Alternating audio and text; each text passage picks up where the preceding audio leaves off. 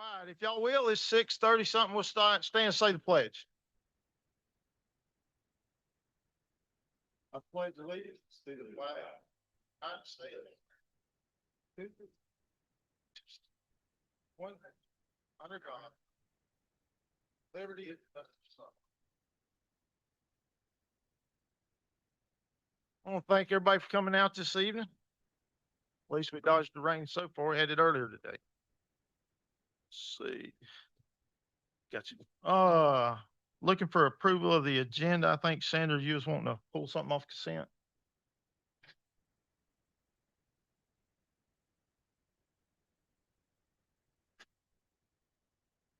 Okay, that will be the increase on micro purchase threshold. That sounds good. I've got a motion to move that one. Are we just need a second? Okay, got a second. Any discussion? Hearing none. All in favor of moving the threshold down to D on our regular? All in favor? Aye. Aye. Any opposed? Hearing none. So done. Okay, now we need a motion to approve the agenda as we have made the modification to. Looking for a second. And I'll, okay. Brian got the second. Any discussion on this agenda? Hearing none. All in favor? Aye. Any opposed? Hearing none. All right. Next, we got a special recommendation. Yeah, that word. For a buddy of mine that I've known for a long time. Mr. John Case, would you come up, please?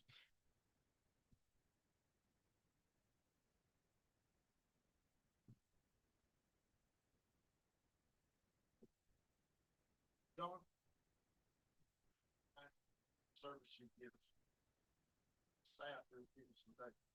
Me and you went to the same school. Right, 5 point, or where you get me? All right, I hear you. All right, here we go.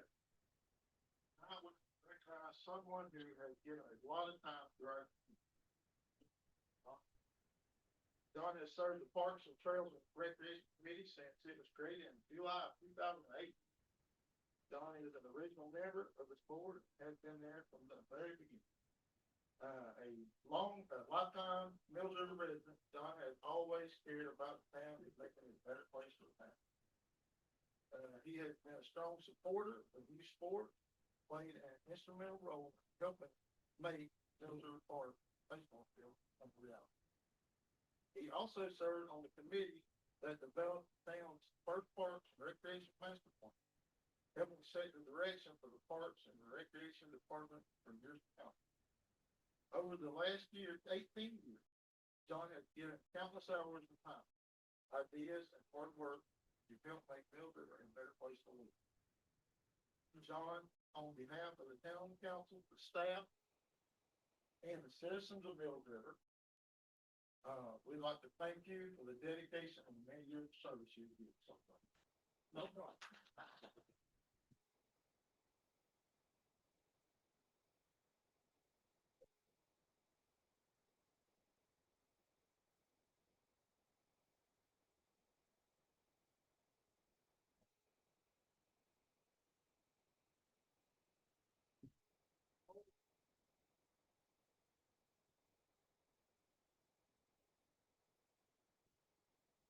All right, now we got call for public comment. Let's see who we got signed up.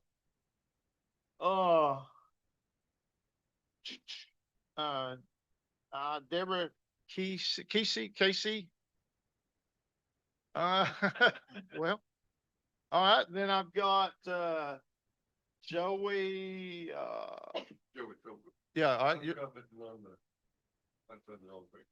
okay, I probably got the wrong page up. I may have found the wrong. I think you're fine. Hang on. No, hang on. Let me make sure. All right, this is if you're wanting to speak on behalf of the rezoning over here, the conditional zoning. Okay, well, hang on. I got a list here. I think I'm on the right track. If not, I will get you. I promise. So first up, Jenny Shealy. Yep. Bring in the next case. Next case up. Yep. Hello, everybody. Hello, council. Thank you for taking the time to listen to me today. So there is.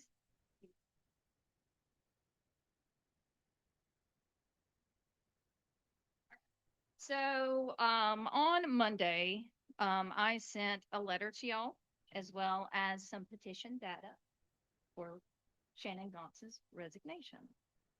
Now, this is due back to the previous council meeting where Mr. Kimball, excuse me, let us know that Mr. Gauntz had kind of went out of his way in a personal manner to really kind of affect the results of how or what our legislatures were planning on doing. Really, it didn't give us a chance to see if the UDO would pass, which is unfortunate. I am glad to see our developers here tonight that use the UDO or future UDO as the plan for Bradley's property. It turned out well. If they can pull it off, the UDO will work. But I'm not talking about the UDO tonight. I'm talking about ethics tonight. I have your oath of office, Shannon. I have the code of ethics for council. And I also have our rules of procedure for council as well. So there's a couple of things that we need to address. In the rules of procedure, there is a section of talking about the adoption of a majority of votes. So we actually went through that process, and 4 of our councilmen and women voted in favor of the topic. And however, it came to light that you had went and talked to our state reps to really kind of get it to go your way, or the way that you thought it should go. Okay. Now when I moved to the code of ethics, that's where we're getting in this gray area and where I'm going to call you out, and I'm sorry about that. So the Code of Ethics states that the proper operation of a democratic government requires the public officials to be independent, impartial, and responsible to the people. Decisions and policies must be made within proper channels of the governmental structure, and the public must have the confidence in the integrity of its government and recognition of these goals. So if we use the topic of the UDO as our goal, We'll let her go. We'll let her go. thank you, that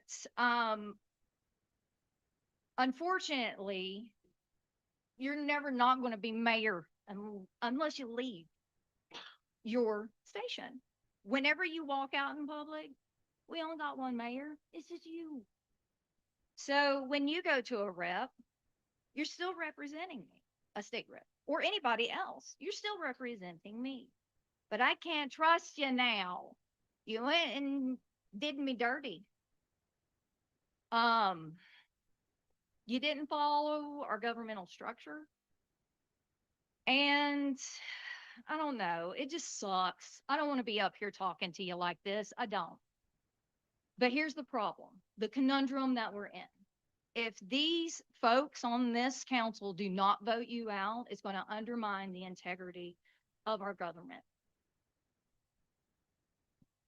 That's just reality at this point.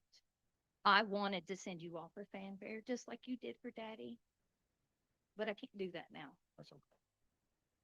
So my question to council tonight, please review the Code of Ethics. I have one that's highlighted with what I think has been violated. Okay. It's not the whole thing. Yay, that's a good thing. But we do have a lot of violations here. I expect to see something. As your constituent, I expect to see something done about his choices and how he has changed the direction of Mills River on his own. I don't want to hear another person ever say that one person cannot change their community. Unfortunately, you did not in the best way.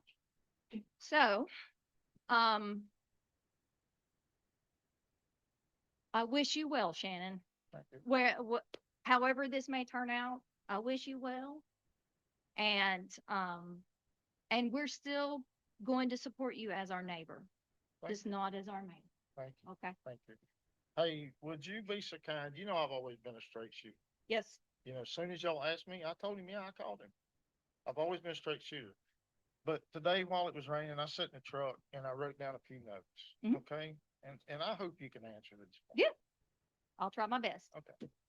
So, Miss Sheila, did you solely come up with this petition on your own, or did you just have some help from some friends? Or That's all.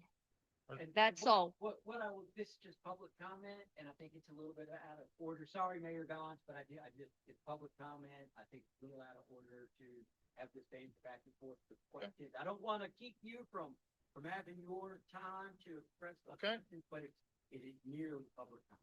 Okay, if this ever goes to court, your name will be recognized too, sir. But I will let you know. Just saying. Just to answer the question, this is on me.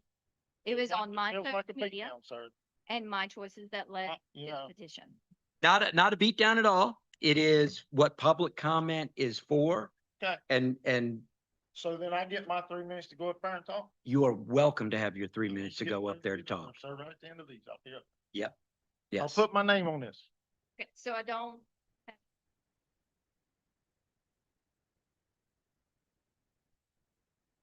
Okay. All right, next, Mr. Smith. You'll be all right, sir. You'll be all right, sir. Okay. Name's Will Schmidt. I'm from Mills River. I live up on Gold Mine Road. And I had heard there was some talk of removing someone from the administration of the town of Mills River. And I'm here to say that I fully agree that that should be done.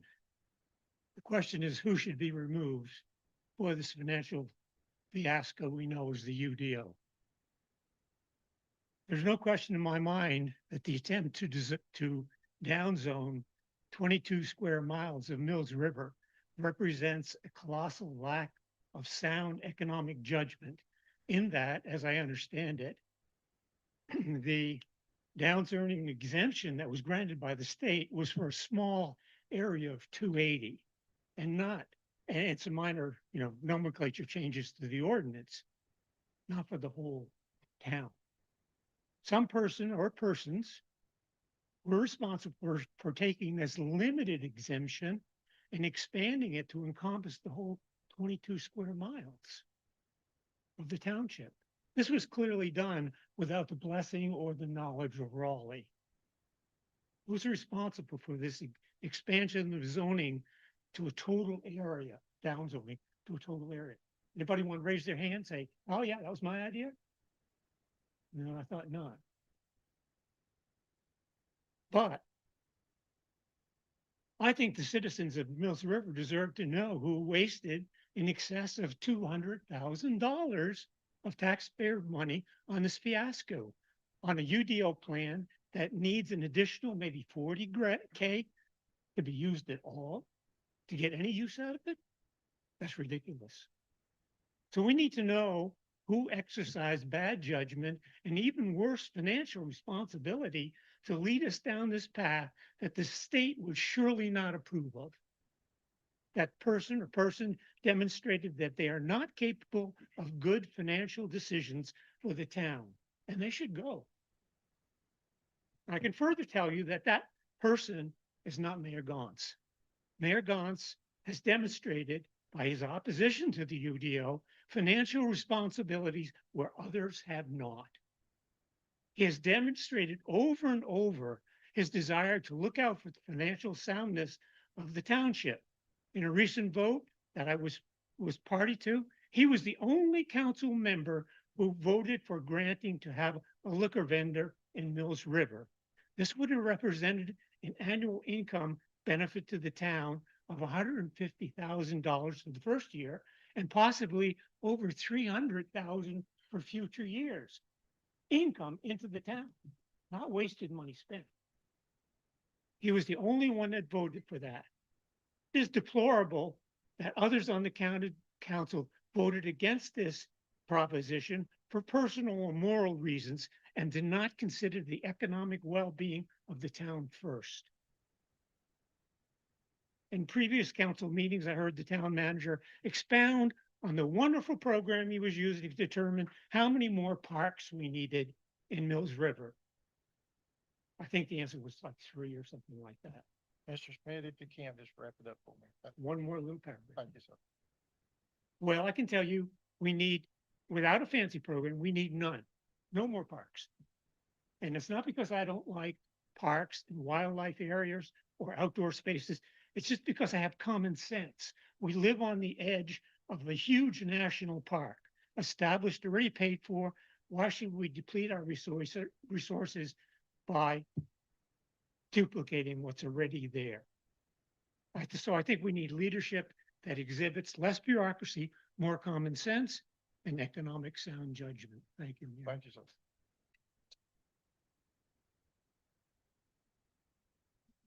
Thank Mayor Barnes for his dedication to town. Thank you, sir. My next up is Rachel Rodriguez. I think that's right.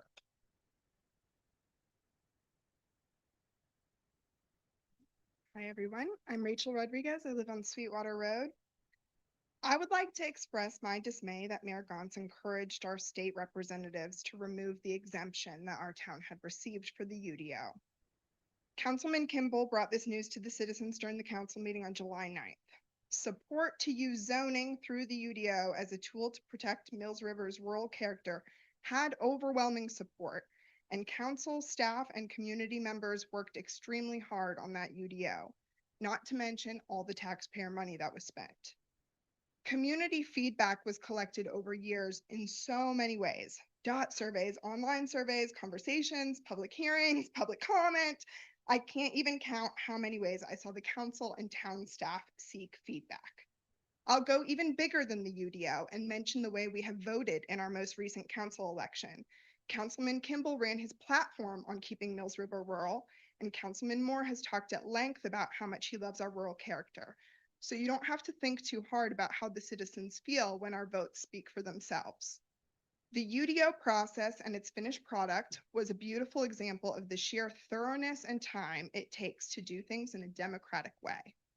In my conversations with staff and council, it's my understanding that based on the feedback received, for every citizen that opposed the UDO, 3 more citizens supported it. So Mayor Gantz, when you voted against the UDO, you were representing the minority 25% of citizens that opposed it. I don't personally agree that you went with the minority, but I don't begrudge you for representing them when the rest of the council was voting for the majority. That's representative democracy in action. However, usurping our citizens' power by asking the state to pass a repeal of our exemption was underhanded, politically dirty, and a betrayal of Mills River. You can claim that you wrote them as a citizen, but everyone knows you're the mayor. I respect and appreciate so much of what you've done for our community, but this betrayal is too large to forgive when it comes to your duties in public office. I join the many other citizens in asking for your resignation. I hope you will continue to be involved as a citizen, but without the power of public office, as you have abused that power. To all of council, should Mayor Gantz ignore the pleas of the citizens, I would ask that you step up and remove him from office through the legal means available to you. Thank you for your time. Thank you. Todd Wagner.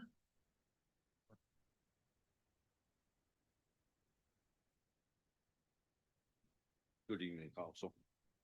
Todd Wagner, 8738 Boylston Highway. I have attended numerous of these meetings over the past year.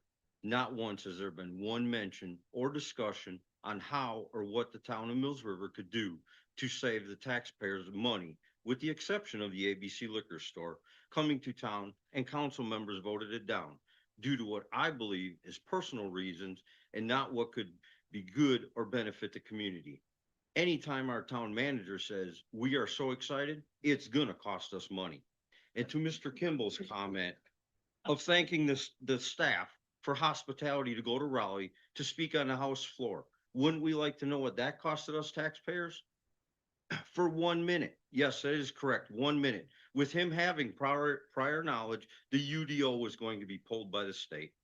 The UDO is the largest government overreach I have ever seen. Places like Charlotte with 1 million people, their UDO is 600 pages. The town has already wasted $190,000 on this mess by taking it to an extreme that even our state representatives can see what an overreach for the town of Mills River it is. I would also like to personally thank all involved for getting it stopped. Mayor Gantz, Tim Moffett, Jennifer Balcom, and the citizens for protecting the landowners so the town does not have more rights than we do. Now the citizens of Mills River got blindsided by a midweek, midday meeting to blow another 30 grand. Unacceptable. I'm sure that this will end up being more like 50,000 to remove 20-ish pages. Wow, that's only like $1,500 to $2,000 a page you're willing to pay. Talk about government waste. In my opinion, the citizens of Mills River need to do some house cleaning around here. The biggest issue we have, we only got one candidate running, Jerry Frady. The others running are worse than what we already have. I also believe a new town manager that would actually look out for the citizens of Mills River instead of trying to build himself a better resume would be a huge win for Mills River. A perfect example, Brian Ross. He came here. He got on 2 different boards. He created Mills River, Keep Mills River Rural Facebook page, promoting the UDO. Comments would get deleted questioning the UDO. And now he's gone. And we're left here to deal with what he thought was right for us. Must not have been right for him. I would also like to thank Jenny Seeley for starting this petition to remove Mayor Gantz. This should tell staff and council the truth about what the citizens here in Mills River want. She got less than 300 signatures. 200 of those signatures were people that don't even live in Mills River, and most of those don't even live in the state of North Carolina. So keep Mayor Gantz, throw your UDO in the trash, and you won't have to worry about the up and coming election.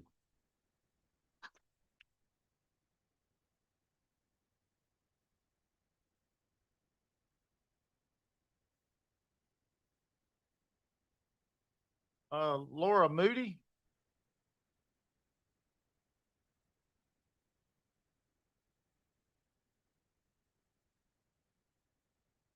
Hello. I am Laura Moody. I live in Mills River off of 191 near the Buncombe County border. I moved here about 8 years ago, and I chose Mills River because of its future of remaining rural. So I'm here to maybe understand more clearly what's going to happen with the UDO, because I'm getting a little nervous. I right now have 15 houses being built across my property. Did I know anything about it? No, I did not. Was I told they were going to be making a bunch of noise and burning all the trees down? No, I did not. So this was kind of a surprise to me, which seems to go against the UDO, but maybe I'm wrong. You signed it in June of 2026, Mayor, yes? I said what now? I signed the UDO. You signed and adopted the UDO in June of 2026. Yeah, I wrote it down. okay. But it was nullified by the General Assembly in July. Why? I'm not allowed to speak, man. My attorney told me not to talk. Well, I have a feeling that for some reason you just don't like the UDO. But as the previous speakers have said, we, the people that live in Mills River, worked hard on that. And we all, I think 75% of us approved of it. But well, Hey, just, hey, just keep going with yours. Yes, This is Jermaine. a question answer session. I've been told. So you got 3 minutes. Use it wisely. so I'm getting concerned that we are going the opposite direction instead of remaining rural. So I'm concerned about that. I live on a dead end street. It's only a block long. I feel like I'm in that movie Up, where all of our houses are just gonna be hidden by all of these developments going on, and that makes me angry because I've spent a lot of money in fixing my house up. And I don't really want to have to move. But I'm afraid of the light pollution. They've cut down at least 200 trees. They're butting right up against our properties. I know people need a place to live, but it does seem like they're going against what we planned as citizens of Mills River. So I'm just kind of confused, and I'm concerned that my whole plan of my future will not happen because of people not adopting this UDO that we worked so hard on. Thank you. Thank you. All right, let's see here. Deborah, I think it's your turn. Good evening. I'm going to start off with a little story. I live in Forge Mountain off of 280 in Mills River in a very rural subdivision that started 1997. So we wanted to update our covenants because they were old covenants and it's now 2026. One of our residents went to a lawyer and said, here's a check for $2,500. We want new covenants to cover our association. So we got these covenants back, and these covenants were like 100 pages for a community of 28 houses. 100 pages said we couldn't have wells, we couldn't have septic tanks, we couldn't have any of this stuff. Mind you, we're on a mountain with septic tanks and wells. So the board took that. My neighbors looked at it and said, this does not apply to us. All these new rules have nothing to do with our community. So the lawyer said, okay, we'll fix it. Give me another $2,500. And we said, no, we're not going with that big wig lawyer who had nothing to do with our little neighborhood up here in the mountain. It reminds me of what this UDO, this Imagine Mills River, after going to these meetings for the last couple years and all these slides that we saw up there with all these rules, there was so much in that. And I don't think the people, everyone in Mills River understands what's in that. We do not need that. When that guy was up here presenting stuff and he said, well, what about your low income housing? Mayor was the only one who said, we will not become Asheville and have low income housing in Mills River because that just brings in more crime. So all I want to say is we've already wasted almost $200,000 on something that does not apply to Mills River. And the majority of people are not for this UDO, and we're not for spending more money to try to fix this Raleigh crap that you've tried to put in our town. So please, board, do what's right. Keep our mayor. He has stood up for the town of Mills River. Thank you.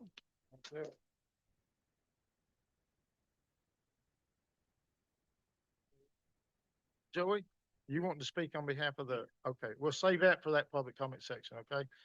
So I get my 3 minutes, right? You are a citizen of this community. Yes, Mayor. I am. Everybody heard that. Unmayored right here, okay? Let me get my cheat sheet. Don't come.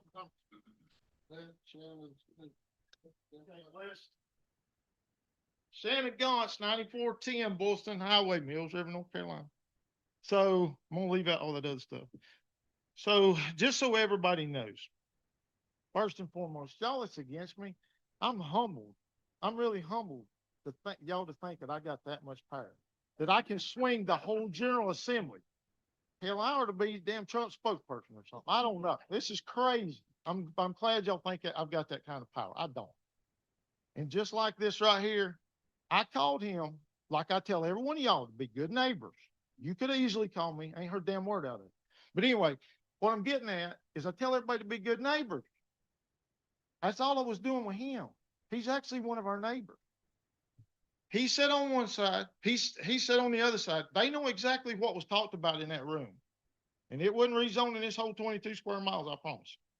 And all I did, they was told, Mr. Moore and Mr. McCarrahan was told on May 13th, when they went to the Western North Carolina legislative get together, Tim Moffitt got into the site, said, hey, guys, getting a lot of kickback up there on this. You know, I'm just telling you, you might go ahead, you can go through with it, whatever, but if it passes, there's a good chance it's gonna get repaired. Weeks before I was called, man. They told me, one of the things I asked him when I called him, hey, is there a chance that this is gonna get kicked out? He said, good chance, very good chance. I got all the big wheels up there calling me. I said, what does Boston think about it? He said, well, we talked pretty much the same thing. But you know, I've been a builder here. I don't make enough money to do this to live on. Y'all know that. So if they kick me out, I ain't lost a whole lot of money.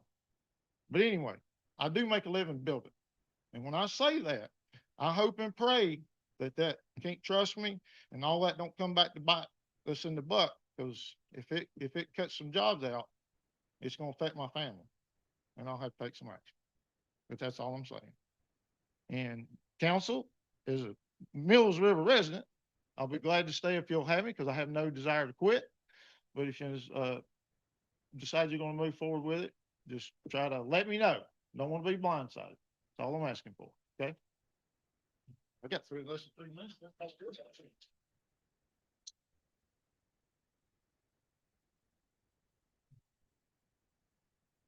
Okay, let's get on to something important here. Let's see. Let's see. You got any exciting news to tell us, Matt? Mayor, first there are council comments. Oh, council comments. I'm sorry, I skipped one. Y'all go ahead. Who's up? Andrew, let's start with you.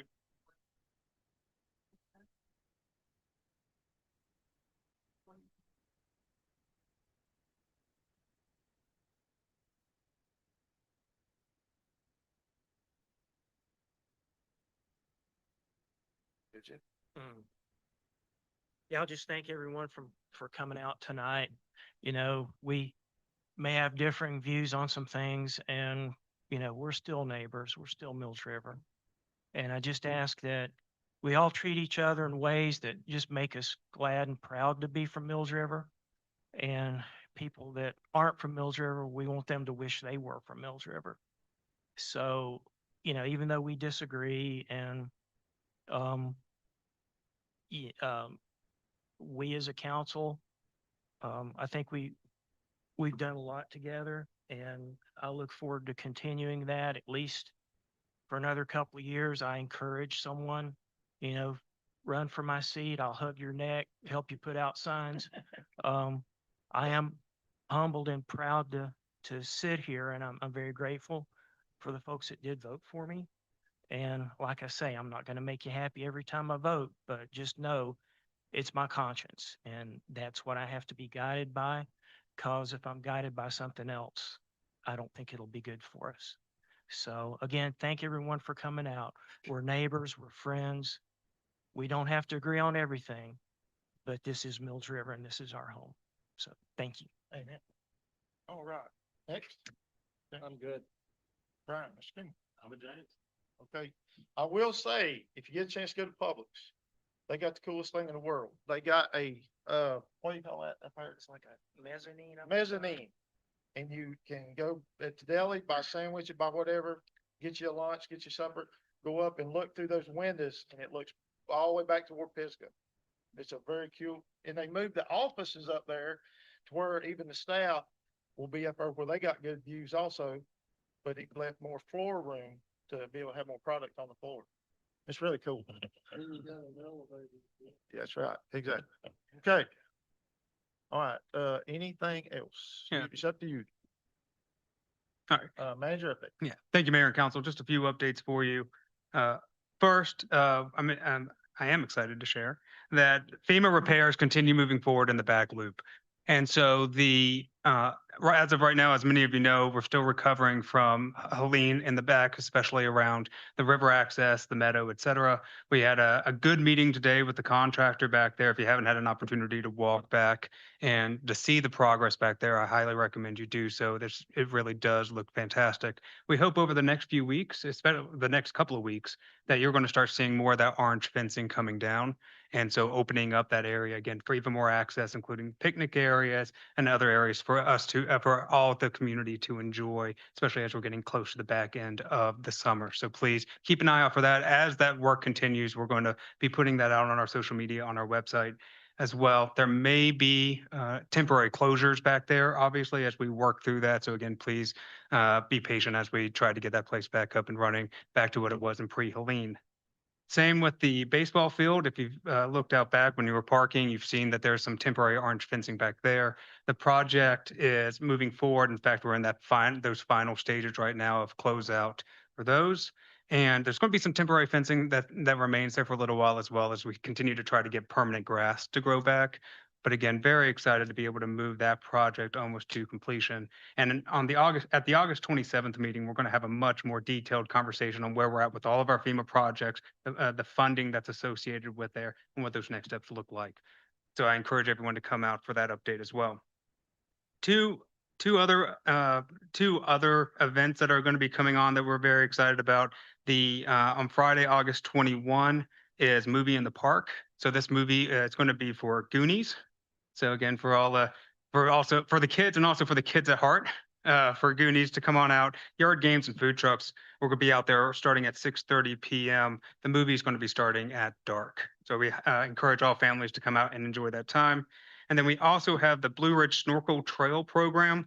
There's no pre-registration that's required for this, but on Tuesday, August 25th from 4 to 5:30 p.m., you have an opportunity to snorkel the Mills River with a wildlife biologist and to discover all the fun critters that call Mills River home. So I encourage you to come on out, bring the kids as well. It's going to be a great time. That's on August 25th. That's a Tuesday from 4 to 5:30 p.m. And that concludes my remarks. All right, moving on to the consent agenda, approval of our consent agenda by motion with the modification, please.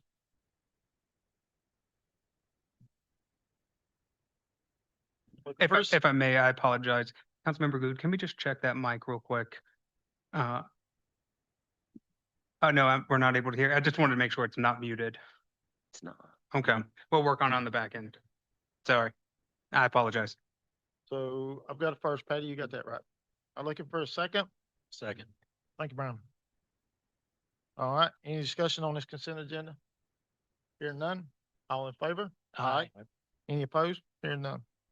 All right, moving right along, regular agenda, public hearing for the R 2602. I'll let staff get caught up here. Mr. Mayor, if I may, Yes, sir. as a lot of people know, I'm a civil engineer and I work for an engineering company. And the company I work for did the traffic study for this next item. I was not involved in it. I try to keep as far away from anything in Mills River as possible. However, I just don't feel that there's any way for me to totally separate myself from any potential, actual, or perceived conflict of interest. Therefore, I would ask to be recused from this item. I'd be looking for a motion if someone feels that that's. Yeah, I'm sure. On behalf of the applicant. Yeah. On behalf of the applicant, I'd like to let the board know that Mr. Moore did let us know ahead of time that he would be recusing himself in this proceeding.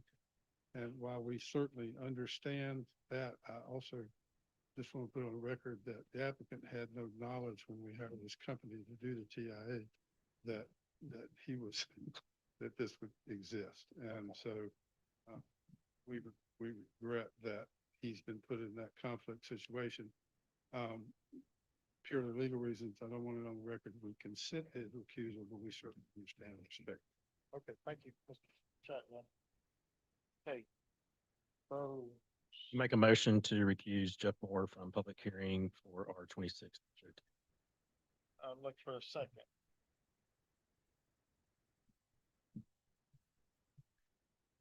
I can second it.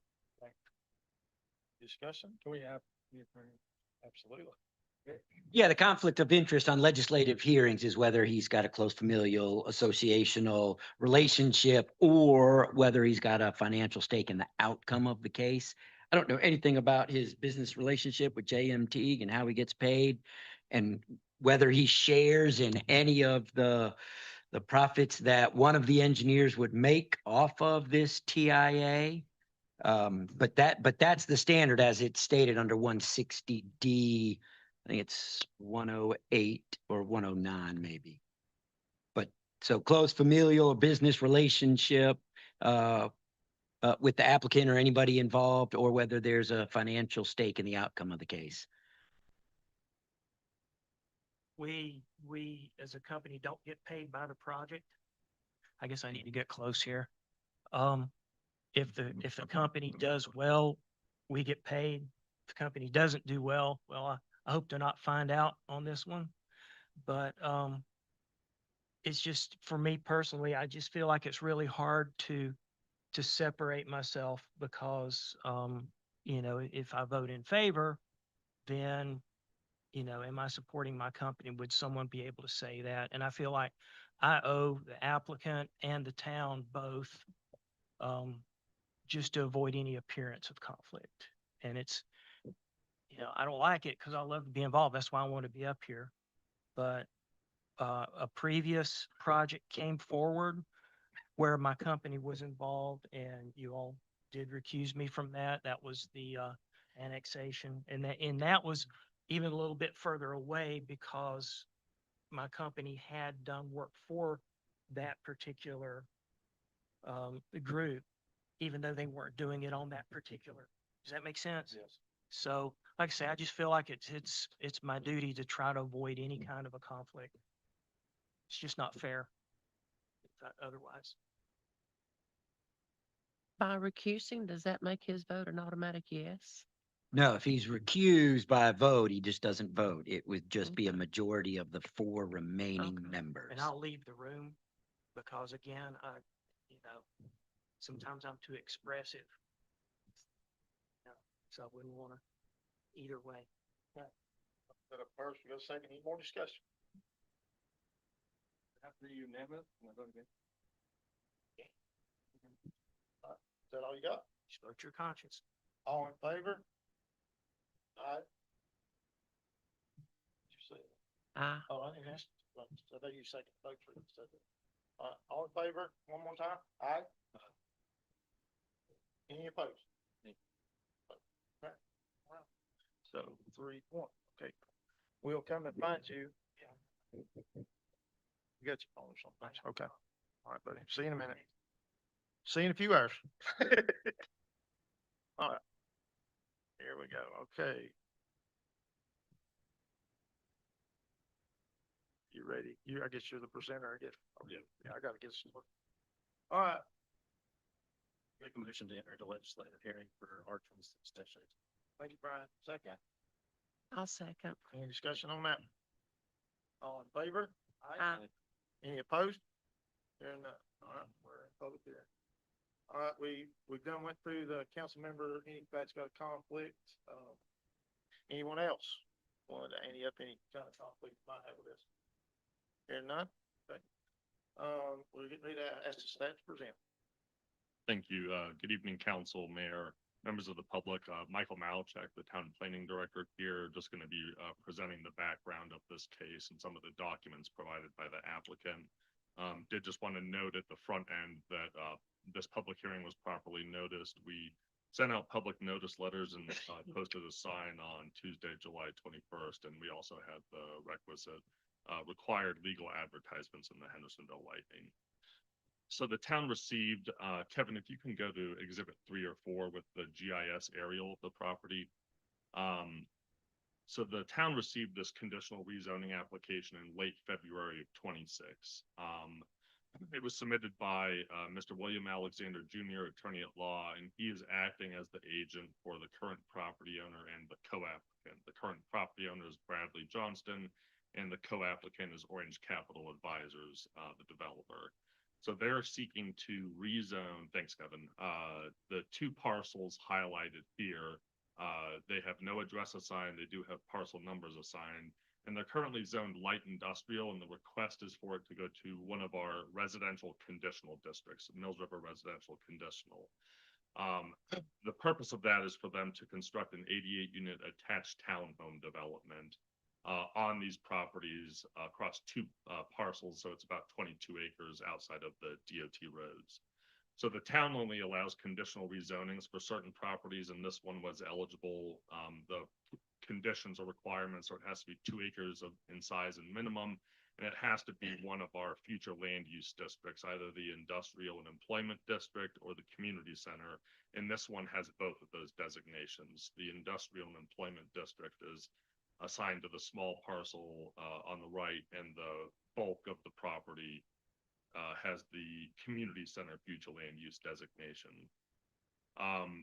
The town also has multiple conditional zoning processes the applicant can go through. And so the applicant's chosen the preliminary master plan process.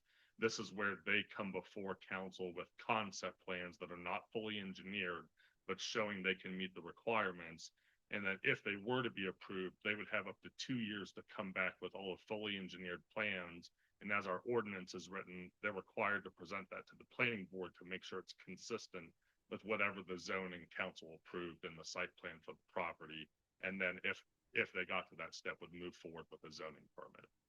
But that's the process they've chosen to apply through. So the current zoning of both the properties is light industrial. And I'm going to read the purpose statement for that district. So it's intended to accommodate industrial and related uses that may not be compatible with general business areas. It permits uses not inherently objectionable to surrounding urban or rural areas in terms of noise, or odor, smoke, lighting, vibration, dust, etc. Now, the district they're seeking to go to, the Mills River Residential Conditional District, this is kind of an overarching purpose from the conditional zoning section of the code. It's intended to allow multifamily residential projects of innovative design and layout that would not otherwise be permitted under the zoning code due to the strict application of our regulations. So in turn, for the conditional zoning having greater flexibility in site design requirements, these projects are expected to deliver exceptional quality community designs that preserve critical environmental resources, provide high quality open space, incorporate creative design in the layout of buildings, open space circulation, while trying to be compatible with surrounding areas and neighborhood character. So just a quick summary of the development. Kevin, if you can scroll down to the site plan, please. I believe it's all the way down to exhibit 10 or so. So the proposed conditional zoning district would allow the development of a multifamily residential community. Actually, if you go to the rendering just above. Sorry, one below. There you go. Thank you. Just an overview. So the proposals for a multifamily residential community, up to 22 townhome buildings. So those are the attached buildings with 4 units each, containing a maximum of 88 dwelling units. And that is compliant with the town's limitation, our maximum density of 4 units per acre. So again, property is about 22 acres times 4, we get the 88 units.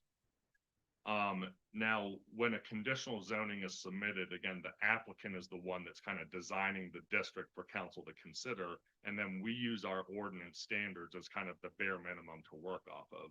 So in what they've submitted, they are prepared to comply with all of the multifamily design standards, except for these few that are called out. So the multifamily ordinance has about a 30-foot separation requirement between buildings. They've asked for that to be 20 feet, so that's a 10-foot reduction for this zoning district they've submitted. They're asking for no required setback between the parking areas and the building walls. So normally if you see, like, it's usually an apartment building, you'll have that vegetated strip or a sidewalk between the parking area and the building. They're asking for that requirement not to be applied here. They're asking for the side and rear setbacks to be 20 feet. That's actually a 10-foot reduction where it's adjacent to neighborhood commercial properties, which is primarily to the west and south of this parcel. But it's actually a 5-foot increase adjacent to light industrial, which is to the north. The multifamily standards basically call for the setback to be larger based on what zoning is next to the property. And then they've also stated the front yard setbacks, from the major roads, Presbyterian Church and Banner Farm would be 75 feet. That's actually a 15-foot increase from our 60-foot standard we would apply. So those are the requested deviations from our normal multifamily standards. There's a full description of the draft zoning district in your packet. So, touched on this a little bit already.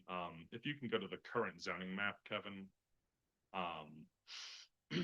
So the current zoning classifications, I believe it's actually, up, sorry. The current zoning classifications around the property are again, light industrial primarily to the north and east, and neighborhood commercial to the south and west. So again, when looking at rezonings, we're always, being cognizant of, what zoning is around that property.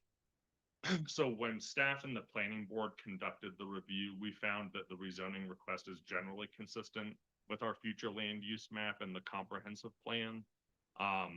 Since community center is the future land use category that covers 85% of the property's land area, that one big parcel, most of the property is basically compliant with the uses that future land use district would ask for.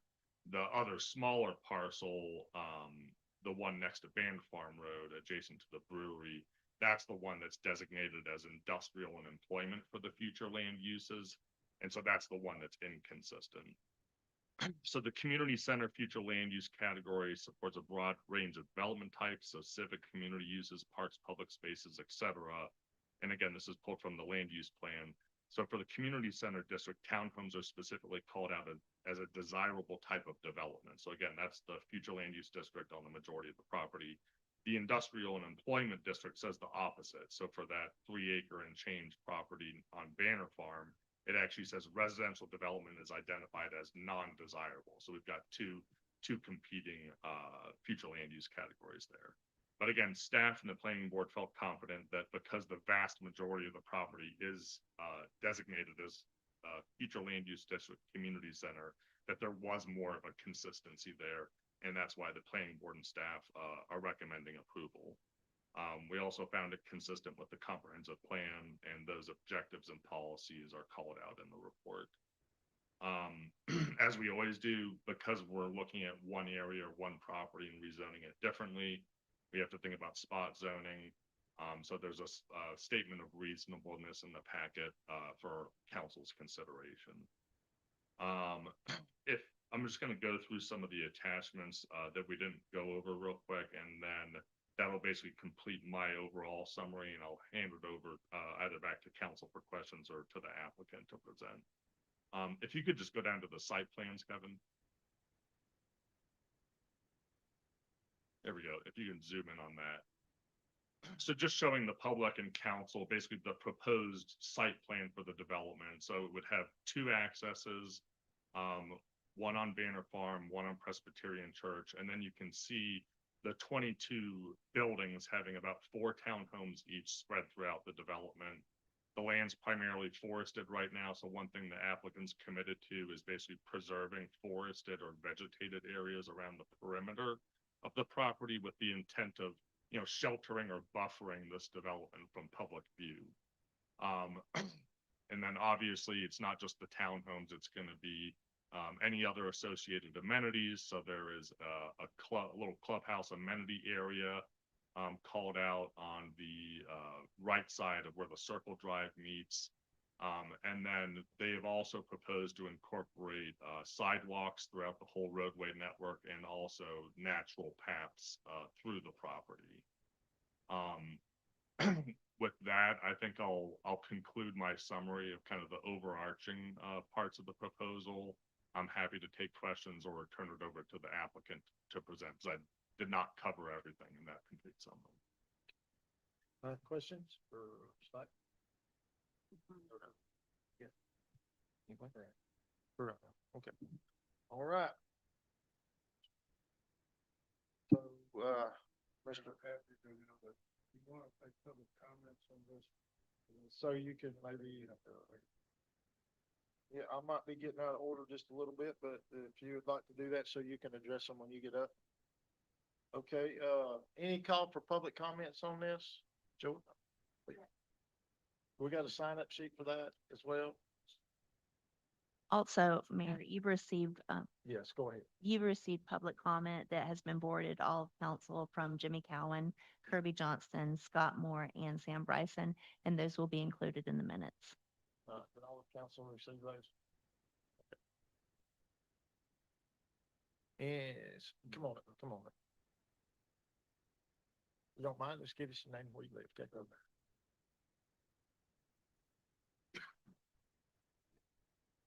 Hello, I am Joey. I'm one of the owners of Mills River Brewery. So obviously this property will impact me and my business as much as it will anybody in this area. I've had discussions with town before about this property.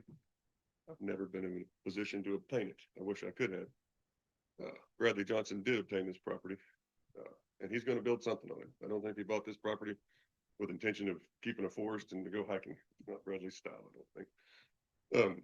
If you're looking at what these guys are planning to do, I have had conversations with them. They have conversations with me. It looks like the impact of what that hill's going to look like is going to be a lot less of an impact with their intentions. They're looking to preserve what they can with it.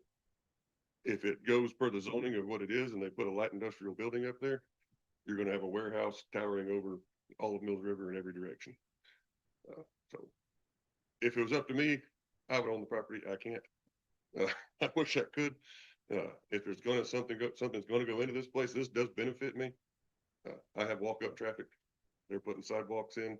We've been trying to connect other breweries, other restaurants, other areas with trail systems or with sidewalks. We've talked about it many times. These guys are putting something right in the middle, and it's something we can connect to. And I don't see it being a bad situation for our community here in Mills River. And if you really want to look at it, the town of Mills River made this land deal, as I've said, knowing Bradley was going to build something. And I guess all in all, this will be the least impact that I've seen talked about on this property. I think there's been storage buildings, warehouses, all kinds of people looking at this property. So if you're wanting to see trees and you're wanting to see Mills River, I think this is our best case scenario of what I've seen and what I've heard. All I got. Anyone else for public comment? Come on up. Head up this way for me.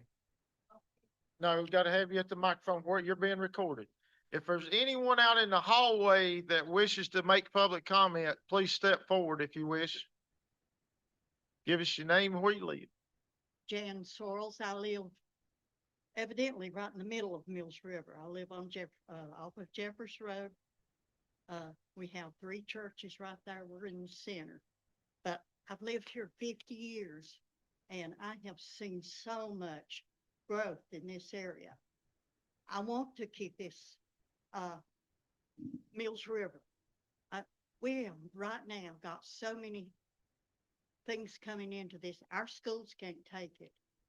And if you don't live right in the town of Mills River, you go down here to Ingalls and traffic, you can't get out of the morning and you can't get out of an evening.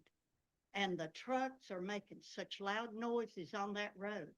We can't sleep of the night. And you've got to be, people who live in Mills River want to keep it where we can live in this Mills River and live, our families live here instead of going like Asheville or West Asheville. We're going to be that way. And I just hate to see it going in a direction. I was at the last meeting and the next day I went out here to the intersection of Banner Farm, it's where the school is.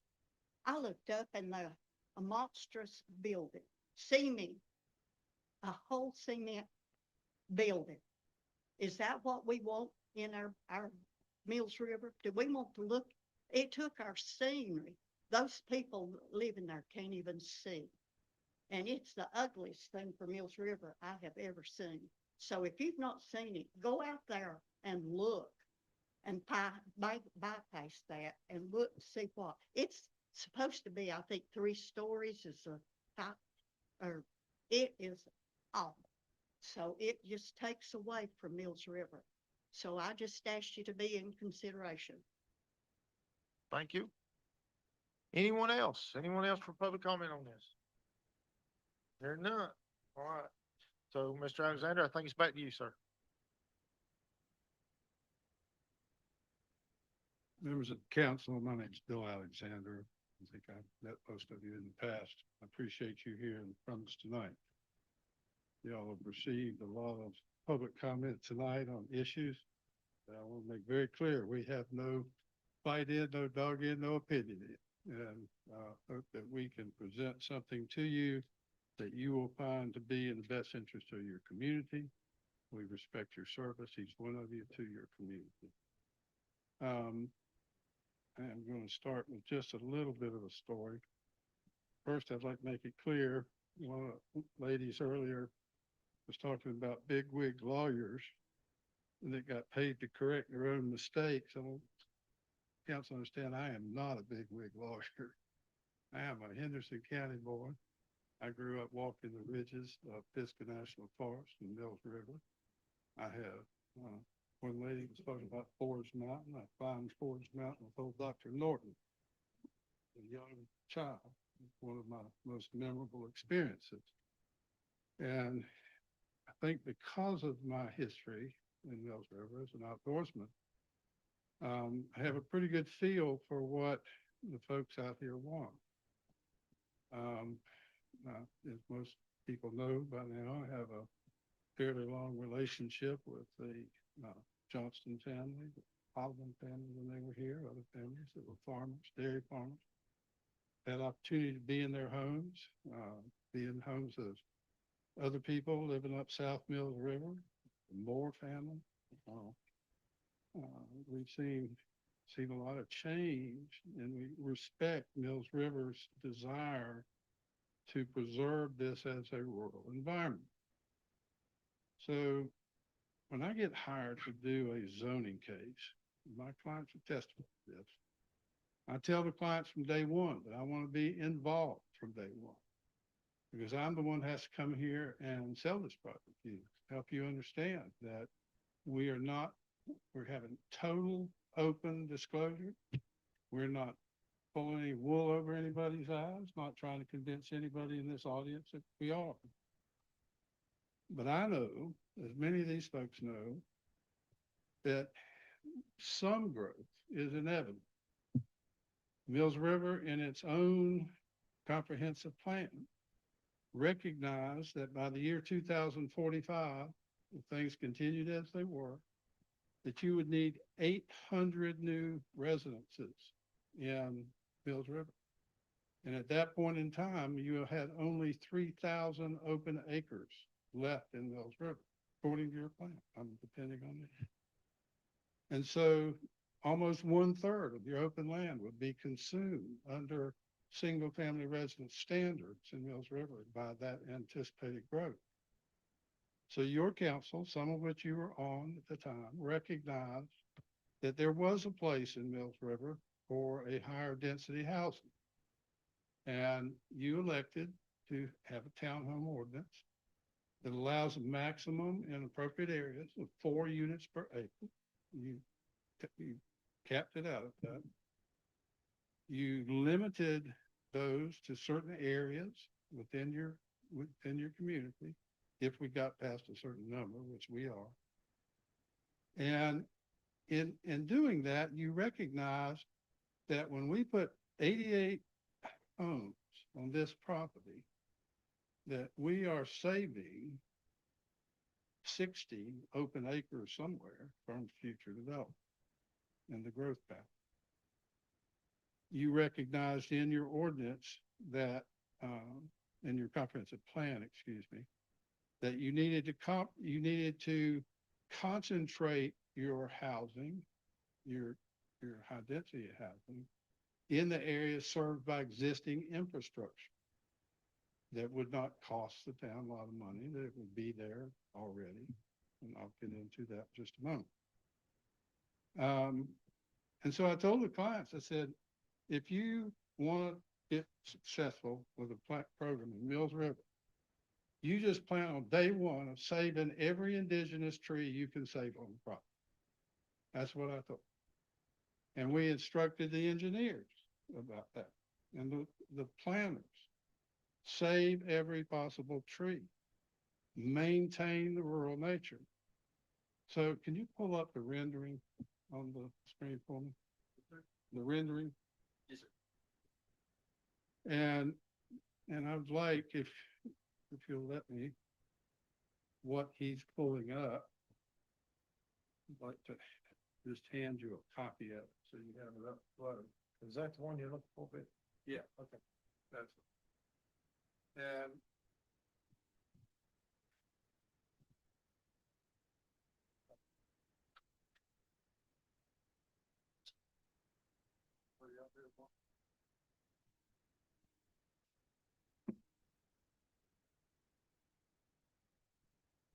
so if you look at the rendering, this is a site plan put into the photograph evidence.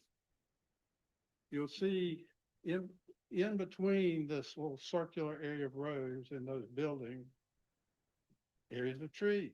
You'll see all around the perimeter, areas of trees. The northern boundary is what we call is Brandy Branch. All along that, trees, natural indigenous forest. We have made an effort at this density to save and keep in an intelligent fashion every tree. Get back up there. Every indigenous tree we can, and use our sidewalks. You'll see a bunch of little trails dotted in on that rendering. And, you know, these trails are to give the residents and people an opportunity to get out, walk along the riparian areas, walk along Brandy Branch. What doesn't show on this rendering is that on the western perimeter over near Presbyterian Church Road, there is an area of wetland there on Brandy Branch, which we shifted our road all the way over to the side to protect it. We intend to protect it. So when we submitted our application to Mills River, we didn't just submit your standard 2-page application. We submitted it with an addendum attached that sets out things that we believed you would want to see in the development of this property. Our goal was to create a subdivision that would blend into the environment, blend into the rural nature of your community. On the western boundary, because of the wetlands, setbacks aren't even an issue because we're not going to have a building anywhere close to that Presbyterian Church Road. On the eastern boundary, right across from the brewery, is where we concentrated our amenities because that was already an open field. But what you'll note on the rendering, you'll see a community garden, but what you will only see if you look at our conditions is that we've committed to building an earthen berm in the 75-foot setback, which we propose, which is far in excess of what is required on Banner Farm Road, which earthen berm will be reforested with indigenous plants in an attractive fashion. So what will happen is people driving the Banner Farm corridor, when they get right at the entrance, they might get a little glimpse up the road and see some buildings. But that's the only glimpse anybody in the public is going to get of these buildings. They're going to be nestled back into an indigenous forest, out of sight, but where they can still enjoy the density that we need in the community. So we propose others. If you look at our addendum to the application, you'll see all these various other conditions we put. We specified certain types of lighting. Someone complained about light pollution. The specific types of lighting that we have proposed in here are designed to prevent or minimize light pollution, to go to a darker community, which is a trend in today's world. All of these things intended limits on our signage, our parking, no street parking allowed in the project, widths, sidewalk widths that will accommodate kids when they're going out trick or treating in October. Assuming somebody doesn't change my housing. We proposed maximum building heights of 35 feet. That's a two-story dwelling. That's not a huge monumental place. And after we did all this, after we proposed all these different conditions designed to make this property a good project for the community, we had comments from Mike and his staff. And Mike worked very well with us, brought up things we hadn't talked about before. One of the things that he asked us to consider, and I will give Mike credit for this, he didn't demand anything of us. He would suggest things, give us his reasons. One, he wanted us to consider doing a slip lane. He willing to pave a 75-foot long slip lane at the intersection of 280, and correct me if I'm wrong, 280 and Schoolhouse. Because apparently there has been some queuing up there of people trying to turn right onto 280. And so we added it to our conditions and an addendum that we would do that. It was suggested to us that it would be a good thing to do because these are 3 and 4 bedroom units and they're not cheapest in the world. We plan to do a quality product. If we would commit to doing 10% of the units to a standard price standard that would meet HUD's affordable housing standard, and for those size family units, and we committed in a submitted addendum to our conditions to do that. We were also, it was suggested to us, well, we clarified in one of our additional conditions that we would preserve all the indigenous trees that we could on the property. Now, we went to the planning board, and I'm going to admit to you, I was pretty nervous going to your planning board. You have got a first-class plan. And they asked the appropriate questions, and they ran us through it all. And your chairman particularly, the lawyer, that kind of scared me going in there. But I think we illustrated to the planning board that we went into this project with the idea of accommodating it to your community. And they accepted that. They asked legitimate questions, but in the end, they voted unanimously to recommend approval of our project to your council. Now, statutorily, you're not allowed to vote until they make a recommendation. But they have made that recommendation, and I think they're your appointees, and I think a large amount of weight should be placed upon their recommendation. Before I go any further, I need to, for the record, I need to clarify a couple of things.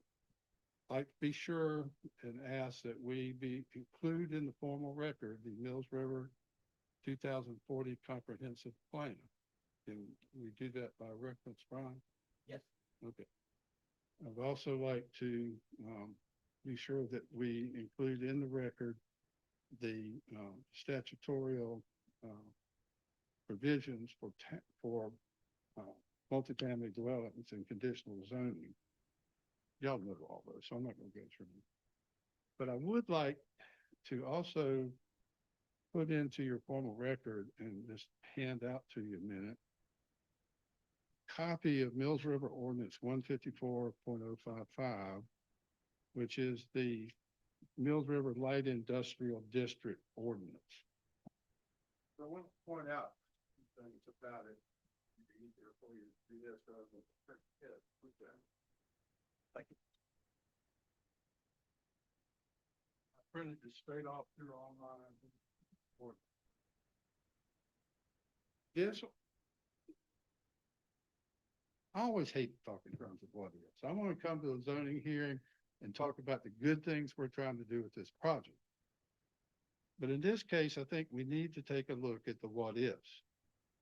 What if my poor clients here, having spent hundreds of thousands of dollars preparing, don't get approved? You know what Mr. Johnston would end up doing with this property. I can tell you for a fact, because I've represented him through it all, that Mr. Johnson, through my office, offered this property to Orange Capital before we offered it to any other purchaser. We had people inquiring. We have since had people inquire about commercial and industrial use of the property. Every one of those inquiries involved people who were going to cut the hill down, grade the hill down level so they could build warehouses, trucking terminals, other things, and going to scout the entire property of every single tree on the property, except along Brandy Branch, because they can't do it along Brandy Branch because there's some riparian issues there. But if we get relegated to the current zoning, this ordinance lists the uses that are permitted as a matter of right. These are uses that don't have to come before you and ask any permission. They're just allowed. Farm machinery assembly, automotive components and parts manufacturing, industrial equipment sales and repairs, machine and welding shops, milk distribution facilities, pharmaceutical manufacturing, printing, publishing, reproducing establishments, warehouses, trucking terminals, child care centers, that's a good one, family child care homes, and incidental home occupations, which that was kind of curious to me. How do you have a home occupation if you don't have a residence there? Manufacture, processing, distribution, or fabrication of the following products: animal feed, bedding, carpets and pillows, clothing, electrical and electrical components, fiber optic cable, the list goes on and on. All of these would involve heavy traffic. All of these would involve noise, or most of them probably involve noise. And I would submit to you that the plan you see on that rendering for this property far better preserves your community and your goals for rural preservation and your stated goal in your comprehensive plan of providing housing in your community center area. Now, I had a thought today. I always say two things at the last minute. I could laugh at that. She's probably watching this on stream. But I proposed an additional condition just tonight. Okay, and I think that has been probably circulated to y'all, but in case it has not, I just want to circulate it. And really, probably do it anyway. I just want to show it to you as a indication of the good faith of Orange Capital and how we approach it. So we were in front of the planning board. I think one of the members, planning board, two of the members here, expressed interest in our architecture. And so we showed them our renderings of what the building's going to look like. And so what they further expressed was a little bit of concern, at least what we heard was a little bit of concern about how's that going to be controlled? How do we know that what these people are going to build is really going to end up looking like what you told them? So what I proposed to them that night, and what I have now put in this proposed additional conditions, which I filed tonight, is that we're asking, Mike didn't ask this, we're asking that you impose on us a condition that says that the developer shall construct all residential dwellings utilizing the type and extent of surface materials that is otherwise required of commercial buildings in main highway corridors as specified in Mills River Ordinance 154.046 C1A and B, with the exception that garage doors may be included in the calculation of percentages of acceptable materials. I want to explain that. You have an ordinance, which I'm sure you're all familiar with, that says that any commercial building in the town of Mills River that's within 500 feet of one of your designated main corridors, 280 South Mills River Road, all of them, has to meet certain architectural standards. And it has to, on the side of the building facing the road, it has to have 75% natural or natural simulating materials. It has to have a certain elements. It has to have doors or windows every 20 feet. It has to have either an offset of 6 inches every 20 feet. It has design elements. But that ordinance only applies to commercial buildings in general, and it only applies to buildings that you can see from the road. All right. I added here, this requirement shall be applied regardless of building wall visibility from nearby roads. So what we're saying with this, these proposed ordinance changes is that we will voluntarily comply with having these natural materials, having the design elements that you yourselves have chosen for commercial buildings within 500 feet of your roads. And we'll do that regardless of the fact that you're not even gonna be able to see our buildings from public roads. And that's because the design is intended to blend this entire project into your environment. You know, we want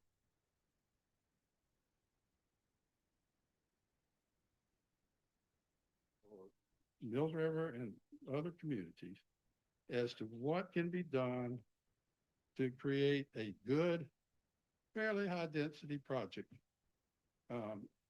in a way that doesn't destroy your natural environment. I filed, and I would ask if we can to put a copy of the ordinance in the record.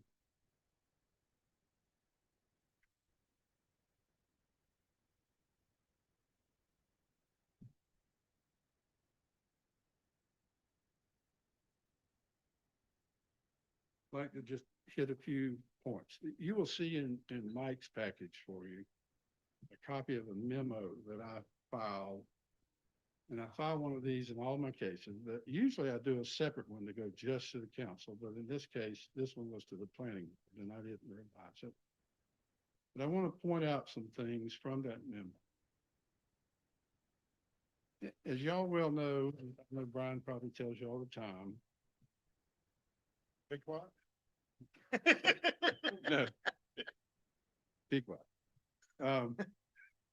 When you make a conditional zoning decision, of course, it's legislative. Legislative decisions give you a wide layer of discretion. As long as they are not made in an arbitrary capricious fashion. And if you allow one or you deny one, it has to be, your decision should be and has to be made on a basis that is tied to rational facts. Okay. One of the examples some of our cases makes is that you can't just rarely say to a decision-making body, you can't. The case said this, I mean, that you can't take things like, well, I think it's just not rural. You have to use objective observation facts, okay? And so we're trying to give you the objective observation and facts that justify you saying this is a good project. And this should be approved in Mills River for Mills River's benefit. And I'm comfortable that your body would not make a decision based on arbitrary or capricious conditions. Mike, I want, if you read that memo, I did, one of your planning board members pointed out, I did make multiple references to the UDO. Please forgive me. But the reason I did that, I didn't write that memo about the UDO, wrote it about the Mills River Comprehensive Plan. But because at the time I submitted this memo, it appeared that the UDO was coming before you, I went ahead and addressed it. And the amazing fact for me is, a zoning lawyer, was that this case matches the requirements, the objectives, the goals of both the comprehensive plan and the UDO. And the reason for that is simple. It's because both of them identify the community center area and realize that this same area where we are smack in the middle of it with this project is the area that should be utilized for higher density housing. It lists townhome projects as one of the desirable uses within this area. And I'm just real quickly and ask you would hopefully to incorporate in your findings, if you choose to vote in our favor, certain consistencies of how we do meet the zoning requirement, or the comprehensive plan requirement, excuse me. So for instance, objective 1.1, manage growth to meet the goals of the comprehensive plan. It's in your Mills River comprehensive plan. You know, this is a way of managing growth. That's what you've tried to do, in that I recite your population statistics. And I submit this memo to you as part of our record, where the facts stated in it come right out of your own comprehensive plan. I'd like to point out that these facts about the property, in terms of its placement within the community center. This is a relatively large tract for being in the community center. Most tracts are not 22 acres in the middle, and I'm referring to the two tracts in combination.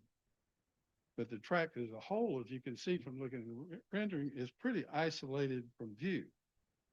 On the eastern and western perimeters, we're bordered by two public roads. People driving down Presbyterian Church Road won't be able to see us because there's going to be a full indigenous forest for 100 yards. People on Banner Farm won't be able to see it because of the berm and the forestation of that.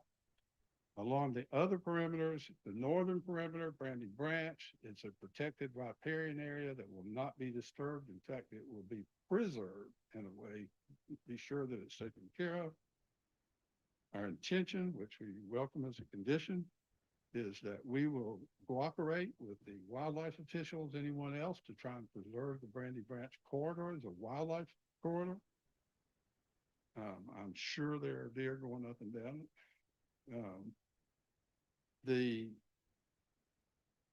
As I've said previously, we're protecting the wetlands. That is one of our proposed conditions.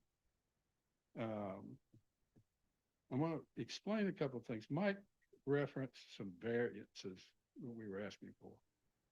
We asked to narrow the required distance between buildings to 20 feet from 30 feet. Yes, we did. And our closest one, I believe, is 22.5 feet, 22 feet. And the others are going up to about 28.5. The reason for that was so that we could get the buildings into a closer area and preserve more of the natural environment. That's the simple reason for that. He was right that we asked in our application that we get a variance on the side setbacks. And I don't know why we did on this, because on the western perimeter, you know, we can set back, or going to under this plan, set back hundreds of feet. And we have a mandatory setback on the Banner Farm Road of 75 feet, which exceeds the required perimeter setbacks. Brandy Branch, I believe, isolates us up there. We have the setbacks up there are met. I think they're all met along the right property to the south. But I'd like to point out that those center buildings that you see in the middle of the circle, they're on a ridge. And there's a ridge that goes up and then two little valleys down the sides of it. And it tops out up there at the right property. So from the right property looking in, you're not going to see much anything either, because those trees are all on top of the ridge and they're going to shield that from view. So anyway, second objective, define areas where development is targeted. You've done that in your plan by designating the community center area. We have existing sewer, y'all put it in. The town put it in, existing sewer and water on the property that we're ready to tie into. We've already obtained availability letters from both MSD and from City of Hendersonville Water. And let's see, and we've submitted those to show that the availability is there. Your objective number 6, maintain your policy, maintain zoning districts and associated use requirements that supply an adequate amount and diversity of housing types to accommodate anticipated housing demand. We think that this meets that, speaks to it. Objective 1.7, which is your guidelines and standards for the character and appearance of new communities. Implement policy 7.1, implement uniform architectural design standards that result in quality, resilient, and attractive non-residential structures that maintain rural character. We're doing it on residential structures that maintain rural character. Can we throw up there the architectural picture? Scroll down. On your page. You done this, not that. So yeah, this one is the previous one submitted to the planning board. Yeah, Go and we tried to address some planning board concerns. that was also in the. That's all. And then this is the update. Right. Yeah. After the planning board's comments, we went back to the drawing board with the architects, and what you see on that screen is the proposed elevations, of these buildings. The reason I asked that the garage doors be exempted from the percentage of natural material requirements is because they're intended to be outlet natural materials. The way that ordinance is written, you have to just exclude them from the percentage. And if we use natural materials, we'd like it included in the percentage. He also mentioned that we had asked for a variance about the parking areas being 10 foot away from the building. That was, we don't have any parking areas that are as such that are within 10 foot of the building. What we have is driveways going into garages. And because of that, I thought for clarification, it was necessary to ask for that portion to be changed. On objective 2.2 in the comprehensive plan, variety and mix of housing types, policy 2.1, allow for a variety of housing types, including single-family dwellings, apartments, multiple unit buildings, townhomes, condominiums, accessory housing, and manufactured homes. Speaks right to it. It's what we're doing. Townhome project. Objective 2.3, appropriate residential lot sizes and densities. We're in compliance with your ordinance on the multifamily. Natural lands preservation, 3.1. Seek opportunities to preserve forested land, lowlands and wetlands, and critical habitat through land purchase arrangements, conservation easements, and other measures. Now, that was addressed to the town doing those things. But we've taken the position that we should do those things, that we should address preservation of the trees, the wetlands, and that is what we have submitted to you. As I mentioned in here in the memo, we have a walking trail system that will allow the residents to freely enjoy it. And I just forgot, one of the other things Mike suggested to us was that we propose a condition that required us to put in sidewalks, not just in the interior of the project, but along Banner Farm Road and along Presbyterian Church Road, that we install sidewalks running from our northern perimeter boundaries to our southern perimeter boundaries along the road. And so we put that into a condition in an amendment that we asked we be required to do that. And we still want you to require us to do that, because that would work into your ultimate walkability. I think Joe spoke to the issue they're trying to get walkability between different businesses. But we want to go one step beyond that. I went back and looked at your proposed bicycling and walking plan for the town. And one of the things that you're looking at doing on some of your roads is doing a multi-use sidewalk. It's a combination bicycle walking path. And so I would just say to you that we will commit tonight to doing it either way you want it, as sidewalks or as a combination biking, walking path for enjoyment by the public. Now, I've been instructed by my clients that I cannot commit to this tonight legally, but I will tell you that if we get approved, we will be asking to approach this. We just have to go through some things with our lawyers and insurance agents and other things about liability and insurance. One of the public comments said, oh, it would have been nice to have trails for the ability to walk. And that's what stimulated my thought. We would like to have a conversation. We will have a conversation with planning and with your committee. I understand you have a committee that addresses these issues as to whether or not we can allow, on some basis, public use of our sidewalks and trails going through the project. But I just can't commit to that tonight legally, but we certainly want to have that conversation and look at the possibility of doing that. You're good with that, right? I thought you would. Okay. All right. So objective 3.2 from the comprehensive plan, protection of trees and forested areas. 2.1, promote land disturbance and site development practices that limit unnecessary tree removal and deforestation. That is the guideline I gave the engineers in this project. 2.2, conserve existing trees and forested areas by promoting their use in buffer zones between uses, which we're trying to do on our buffer zones, north and south and east, and on the west.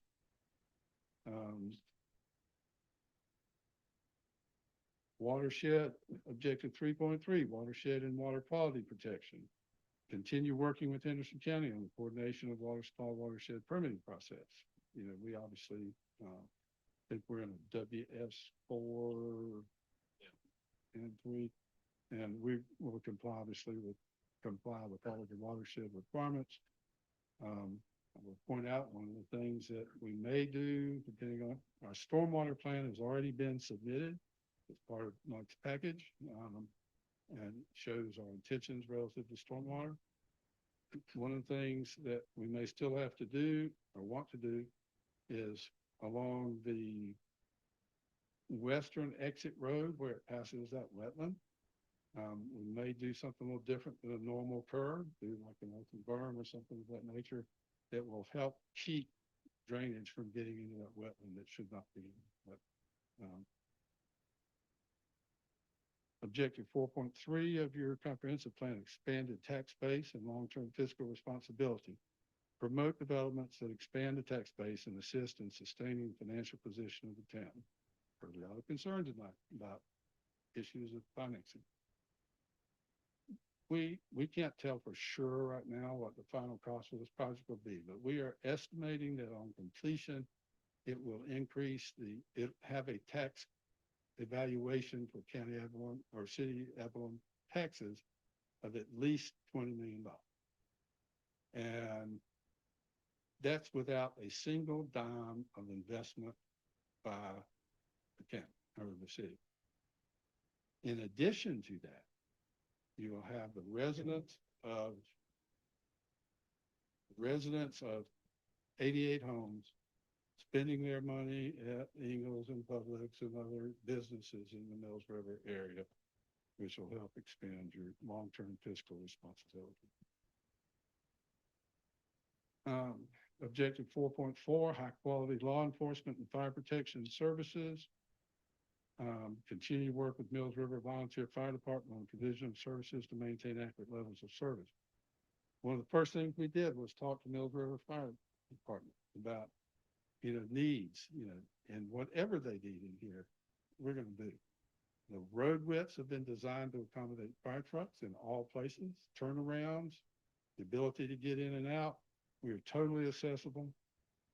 I want to point out that this project is 0.6 miles, approximately 1.5 minutes at normal speeds for Mills River Fire and Rescue, 1.5 miles, approximately 4 minutes at normal speeds from Party Urgent Care, 1.8 miles, 4 to 5 minutes from the town center.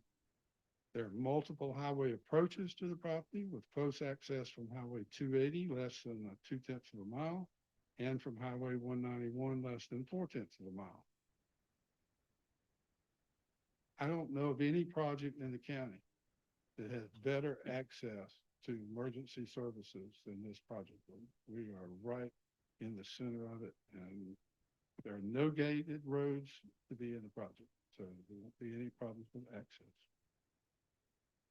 Objective 7.3, standards for roadway design. Our roads are to be private roads, and with it's single ownership, so they will be kept in single ownership and maintained those standards. I'm going to skip down here and just ask y'all to take note of some of the other things and set forth in there.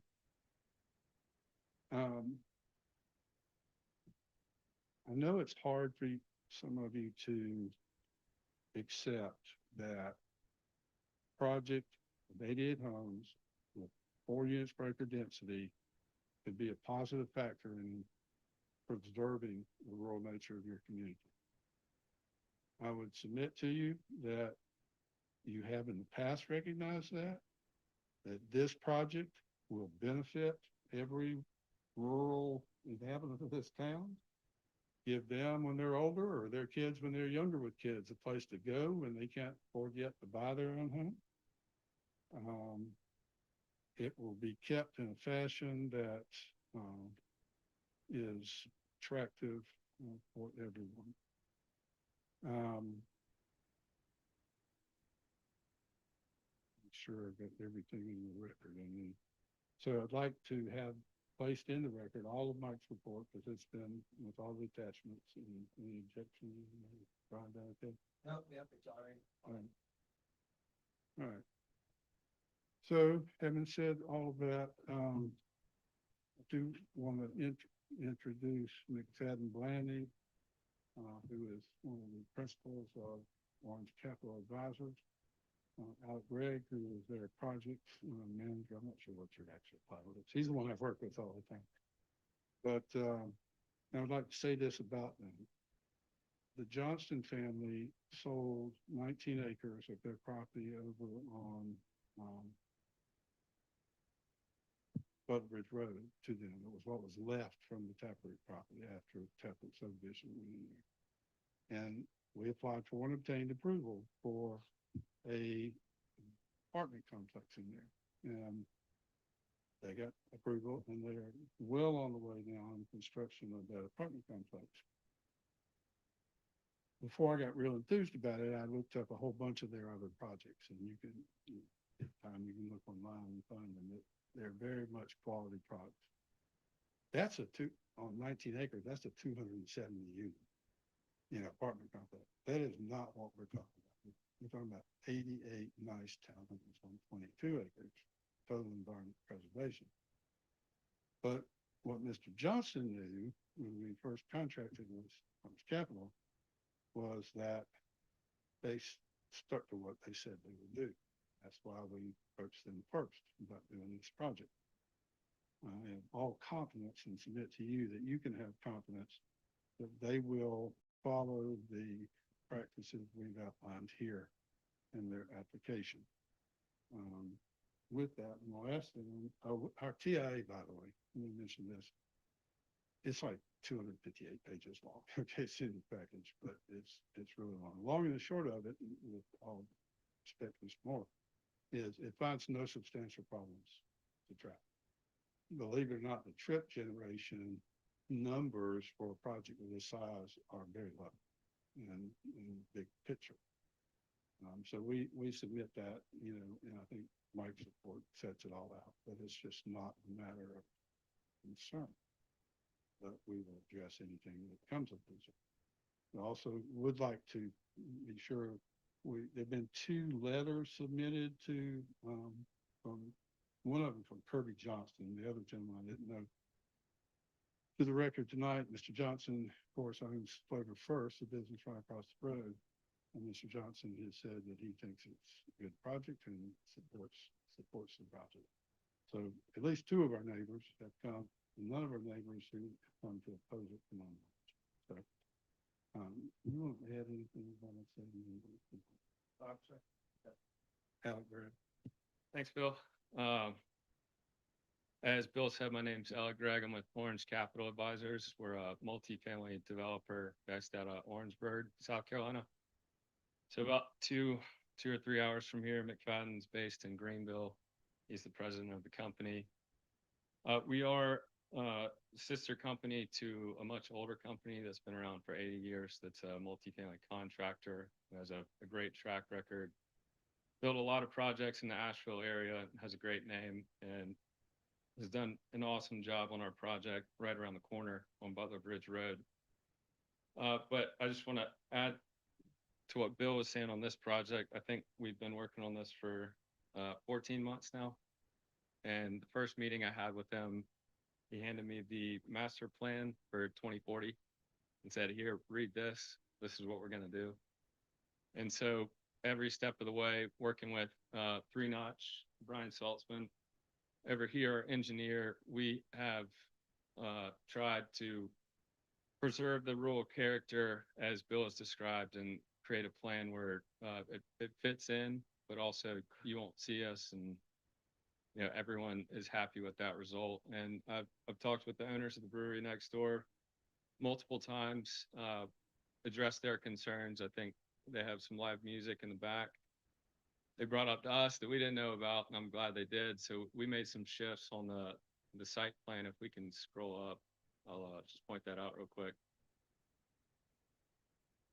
So on the bottom right of the site plan, do you actually have the old one? The No, original? go up one more, Kevin. One hand, there you go. Go ahead, it out, there's the old one, if you wanna. Okay. Talking about that. Yeah, so the site plan that y'all have, we had a house right up the way from where their band would project the music. And I'm glad we talked and made that change. So we flopped that building to the opposite side. I kind of give them some space. So we were actually there earlier looking at it. And if you look up, you're not going to see that first building that's up there. So they're not going to see us. I'm sure our residents will hear some good live music for a little bit every day. But I've been over there a handful of times and heard it. It's all good music. So I don't think we'll have any complaints about that. And then another couple of comments that came up. Parking was an item that Planning Commission pointed out. They're worried about the amount of parking, making sure we have enough. I've been to a townhome community close by to this one where there wasn't enough parking and it's very congested in there. So you'll see in our renderings from the buildings, we pivoted from a single car garage on some of the units to a double car garage, and then a driveway wide enough to get 2 more cars. So you've got 4 spots per unit, which is on the high side on some of these. If it's a family with children, they're probably only going to have 2 cars max. So we felt like that was a good amount, and you'd have overflow parking for extra people if they come over. And then there was a question about the fire hydrants that came up. It was hard to see on our site plan because it looked like there was only 1, but there's 9 out there. And of course, the fire department will verify when we submit these civil plans. So that's all covered. We've got 8 on site, so we'll be covered from a fire protection standpoint in the event that there's an issue. And then lastly, stormwater outfalls were a little too close to the stream buffer, or maybe the stream itself, so we pulled those back. I don't know if this is the most recent one. This is the whole. So we've got a new one out there that's reflected that. We pulled it back because we didn't want to get too close and disturb the creek. So we've done that. And then these plans also don't show a thick landscaping buffer between us and Mills River Brewing that go from the entrance to, I guess, where the property line turns right there.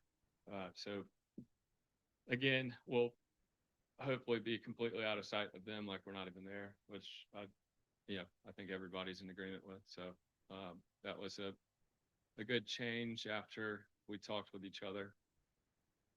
And then lastly, our remaining neighbors, obviously all industrial plan north of here. So this project, I didn't feel like it was a concern to them.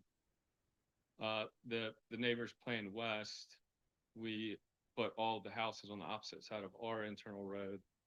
So we've got a lot of buffer in between them. I've walked this property many times, and based on where these buildings are and the plants that, or the trees that we're preserving on the left side of the site, they won't see us out of their backyard. Maybe in the winter that they'll be able to see through pretty far. But we felt like we've done a good job sheltering ourselves from view and our neighbors. And lastly was the right property. And I met with Tad and his wife and we've had conversations. And they understand, and you know, they're happy that we've got a buffer there. We do get close to the property line, but there's so many trees on their side that it's covered up. So they felt comfortable with it. I don't think they came this evening, but they had a genuinely good response to it. So felt good. I've got one question while you're right there. I know I didn't see them, but I know they still use that as an access to get to their place. They haven't put their driveway in back down yet, have they?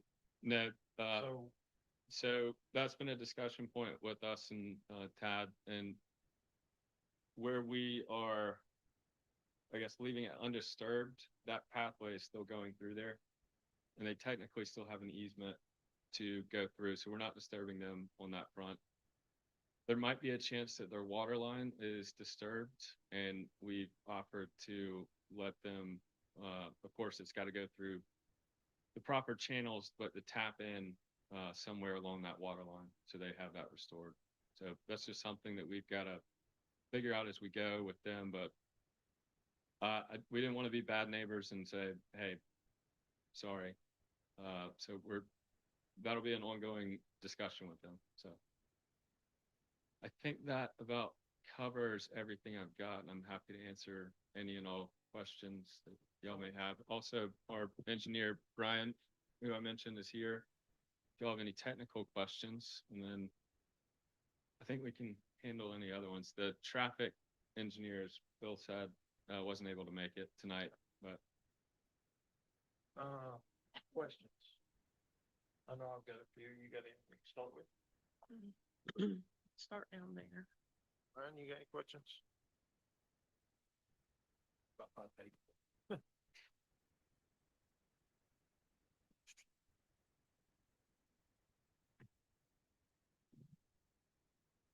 So you'd mentioned your interior roads, we're gonna be, I think it says above the town standard. correct. Can you, what's the difference between town standards and state standards? They're the same, Same? NCDOT standards. That brings up one more point to add. So the impervious calculation on this site, we are above the threshold for needing engineered stormwater controls. So every road has an inlet, and our homes will have gutters with downspouts that flow to those inlets in the road system. And those all go to stormwater systems. I can't really describe how these things function, but there's underground stormwater tanks that we'll have to put in, and those will catch it and let it sit, and then it'll filter out and slowly flow it back into the creek and the wetland.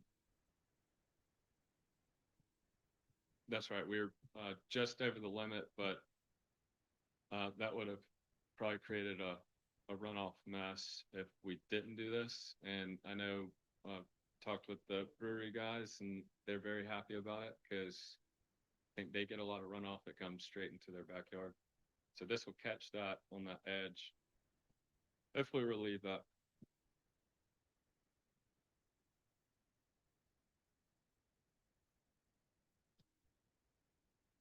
The TIA, intersection 2 Schoolhouse Road 280. Had, there's queuing issues already, but you guys show that you'll have 30% more traffic, is that right? Of your traffic will be added to that intersection, Yes. is that correct? Obviously, it's not your problem that it's already broke. I don't know that necessarily make broker as the solution. Would you guys object to making some traffic situation with options for intersection? Is that's where we're doing the shoulder. That schoolhouse. Okay, that's what we're widening the right shoulder to it, because I think Michael pointed out there's a queuing issue. I thought that was at.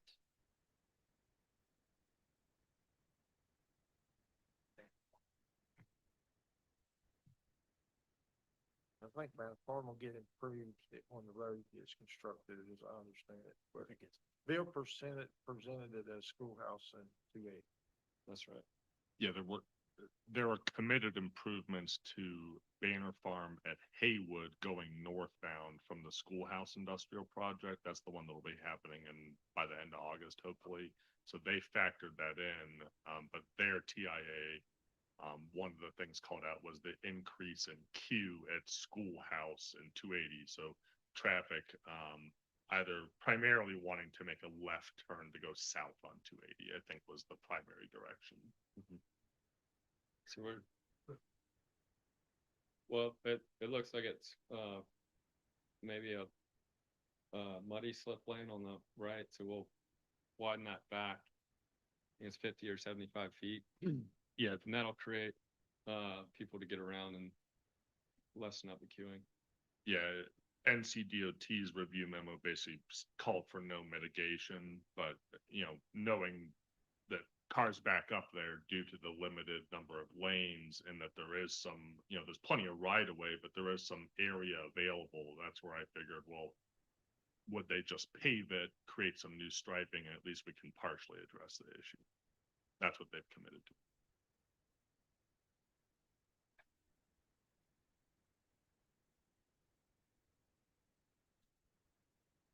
Do we know what's the Anderson County?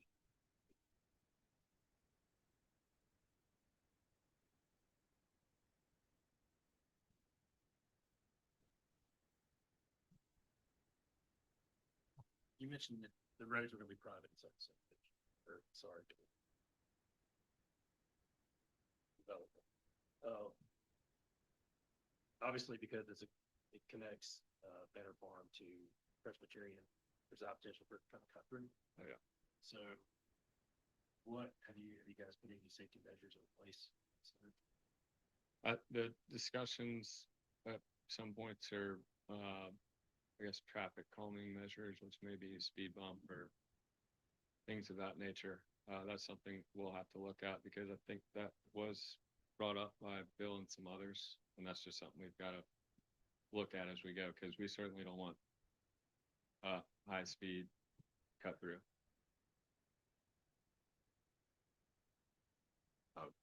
Councilman Kimmel, the median income for Henderson County from the last census adjusted for $2024 is $68,187.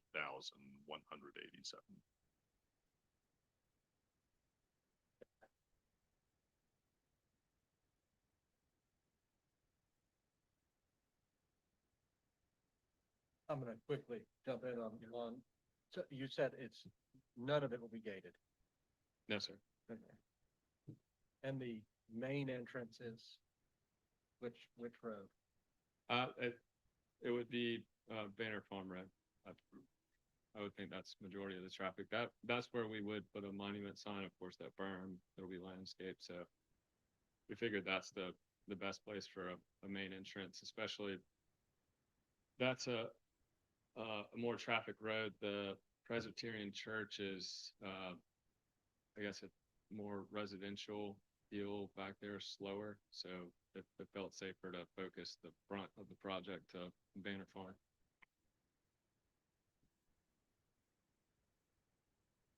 And no improvements to Banner Farm, like a turn lane or?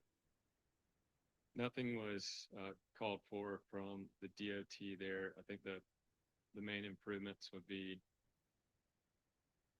whenever we construct that entrance, by DOT standards, we have to go back and mill and repave a certain section of the opening, but that would be the majority of it. And of course, the pathway that Bill mentioned.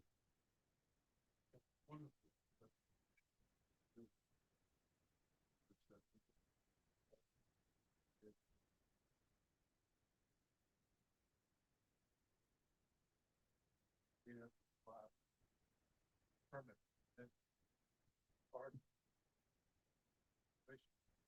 Change the game off today. What we do. Yeah. This stuff is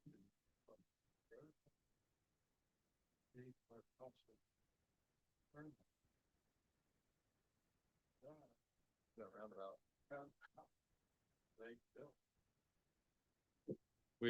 That one, we did do a lot of improvements. There's a new Ingles.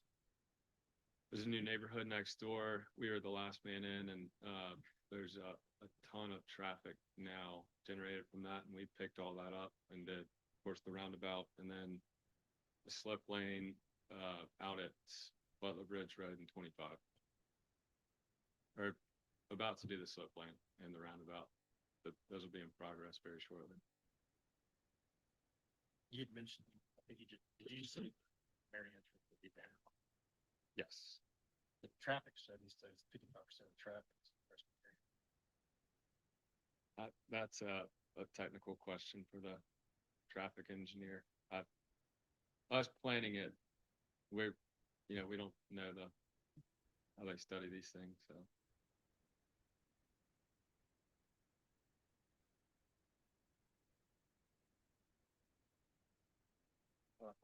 Mr. Moore, will you hear?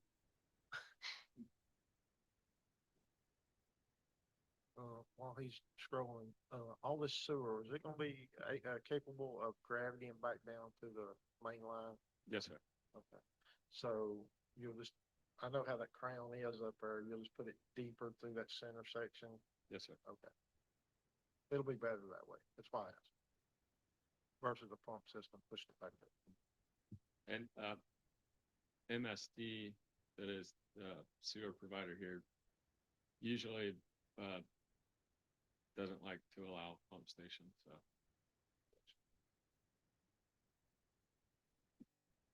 I was gonna ask about the intersection there at Presbyterian Church Road and 280. You know, if you're going right out of there, it's not a problem, but going left would be a problem. And they didn't think that needed any attention. That again, I wish the traffic engineer is here to answer that, but that's not something I could give an educated answer. Yeah, but I've got the trip assignment document up. So basically, and again, I'm not a traffic engineer either. Councilman Moore was gracious enough to teach me. But the trip distribution is basically where the traffic engineer determines how many people are going what direction. So right now, 55% of all the traffic, and again, these are estimates based on their, traffic engineering manual. 55% is proposed to go out Presbyterian Church. 30% of that basically goes down Presbyterian Church and just makes that right going north on 280. For anyone going south on 280, they show that traffic cutting south on Presbyterian Church to Schoolhouse to take that left at the signal. Now, that doesn't mean there's going to be the errant driver that goes there and tries to make the left. But that is what, they showed in their diagram.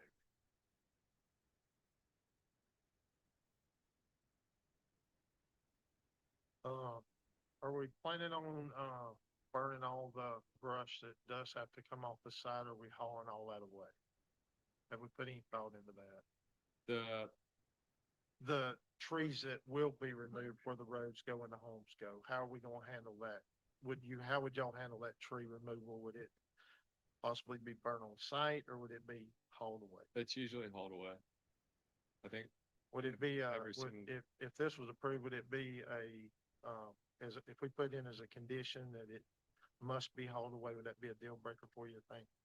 No, I think a lot of it, if it's good timber, they'll cut it and take it. Okay. If it's not, they usually send it in a chipper and they fill trucks up and haul it. The any topsoils that we don't use will go into that berm. So that area will be built up there, and then there's some other areas we can berm up. But the remainder of it will be hauled off. All right, let's follow up on that. How much of the top of the hill are you planning on grading down? That is a Brian question. Come on it, Brian.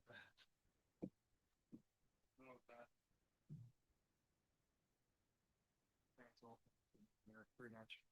I don't think that part hasn't really been fully engineered, but the idea would be as little as possible and balance the site, as best we can. So limit the haul off and I don't think, the plan is to flatten it any more than is absolutely necessary. And that, the limits of disturbance are up there in the red dashed line. So that area would be brought down, spread out, and then that's it right there. So it shouldn't come down tremendous. I mean, you can see, yeah, the contours coming off the top of that slope. It's still quite a slope coming off of there. So the intention is to keep it. Do you have any estimates like how much it's gonna leave? At this point, no, that part hasn't been fully engineered yet. That's to be determined. Yeah. Okay. So just to protect my citizens, I gotta get back to this right situation with Tad and them. Yes. I know the last I heard they was living in Maine. They come down just occasionally. I would just hate for them to show up and y'all have this going and then not to be able to get into their residence. We've got to ensure that we have them access to that at all times and the fire department to that resident at all times. And I like the gracious deed of giving them possible water resources if they need to, and even sewer because they serve septic was to fail at some point. But I just need some kind of assurance from y'all as an organization, if this goes through tonight, that you'll ensure the rights will be able to get to their home. I know they've got a right of way out the bottom side, but I know that hadn't been constructed. So I'm looking after them a little bit right here. If I could just address one aspect of that, Mr. Scott. Yeah. As you'll recall, when Mills River purchased that property from the Wrights, Mr. Wright reserved a right of way over what's called Wright Lane through the property. But there was a notice provision placed, and he wrote the language for it, saying that anybody developing the property could give him a 12-month notice that, is basically that was going to go away in the main thoroughfare. He has been given that notice. And, his requirement would be to either eventually go out his other driveway. Having said that, I think they will admit that during the period of construction, to maintain, if we can do it without tearing the trees up too bad, some sites, but where it goes through now, you could continue to go through. Yes, that's correct. And we've actually, on our project at Taproot, we had the same thing come up with the neighbor. They had a driveway. We just worked around it and made sure they had full-time access. But he has been noticed, the rights have been noticed. They've been served for 12 months. They have, and I want, for purposes of absolute full disclosure here, I will let y'all know that there have been conversations between my clients and Mr. Wright about possibly purchasing the Wright property. Frankly, we would have liked to have purchased it early on and included it in this project, but that conversation, because of difficulty in communication with the Wrights, didn't get started until too late for it to be submitted as part of this project. And so at this point, depending on if we get approval of this, we may continue that conversation further way down in the future. But I just want y'all to be aware that that conversation is. Speaking of full disclosure, these homes, will they be for sale, rent, or lease? For rent. For rent. So on the rental agreement, what kind of disclosure are we gonna give them about the brewery and the noise? He's here, we gotta protect him, he's here first, so I wanna make sure he would be protected from that. This is a conversation we had where in our rental lease agreements, it's specifically states you are living next to a brewery with live music. And I imagine one person or somebody, they're still gonna call and complain, but it'll be, well. Yeah, I would just like to see it in there if this goes through it. Yeah. And not in our front position. And I think one of the benefits of this project that we all thought was it's great to be able to walk next door to the brewery and go eat dinner and have some beers and let the children run around. So I think people welcome that. Yeah, I wouldn't be opposed if it was, if it comes to fruition, if it had a connecting access point. that's, for safety, even at night. I'd rather them do that as be coming up through, you know, the woods or whatever. yeah, and Just we, move them in. that's another item we talked about. Okay. What else y'all got? You mentioned the public use of your trails trails, Yes. the potential for that. I know you guys said that you need to get some clarification for your legal team. How long do you think that would take?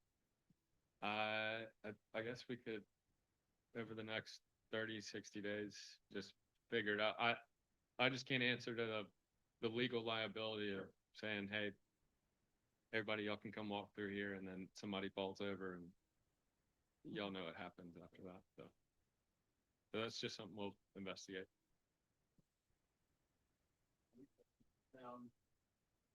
Where Do you mind, Jay, would you mind coming up to the podium for us, so please? Just so everybody can hear you, it's being recorded also.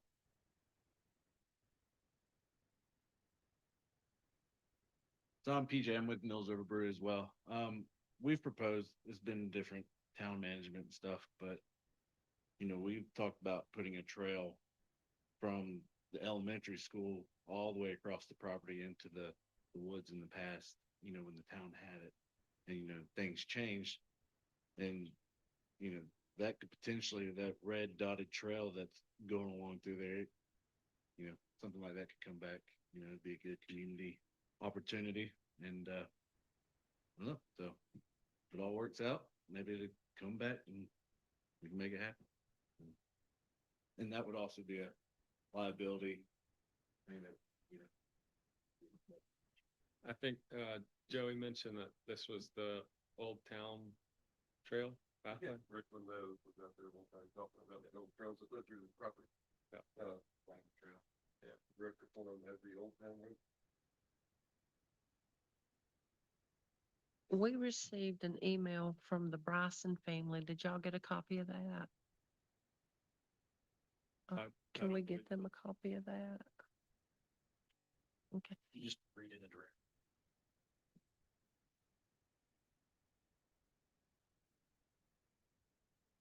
You have a specific point in, or something you'd like to bring up? Well, they had said that if this passed, that this project would affect their home, and they had some questions about, is there things you could do to help keep some of the privacy for them in this project? Could you, the border right there? Is it the, Just south of your entrance road. Mhm.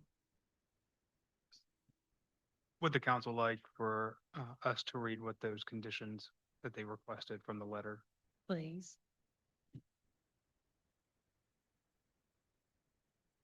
The third paragraph states, if this development is approved, I formally request that the town of Mills River requires the developer to install a continuous visual buffer, fencing and tree lines along the shared property line. This buffer would ensure the new structures and the development remain entirely obscured from my property. So, can y'all point out what's I'm assuming it's the Garland, right? Yep. Yeah. Right. Yep. Okay, so I walked that the other day, and I walked where our road would be, looking back over to them. It's hard to see their house. So we've got a good buffer there already, and of course we're preserving that. And I'd hate to put fences up and stop the wildlife walking through there. I have a picture I sent of a deer that was just walking through there the other day. So I hesitate to put fences in, and block each other off, especially when there's a good buffer in place with the natural vegetation. Would y'all be opposed to reaching out to them and see if you can reach some kind of agreement? I'd be happy to go over there tomorrow and knock on their door. I have driven by several times, but they're so far back out there, and it looks like there's never a car, so I don't want to go up to somebody's house and knock on the door and maybe scare them. So Yeah. I'll figure out how to get their contact info and go talk to them. Okay.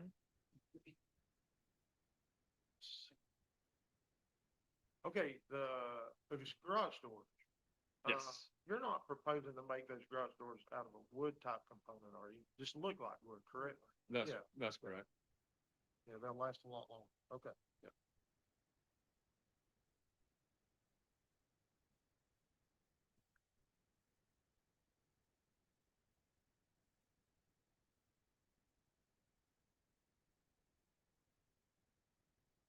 the walking trails be natural surfaces through the woods.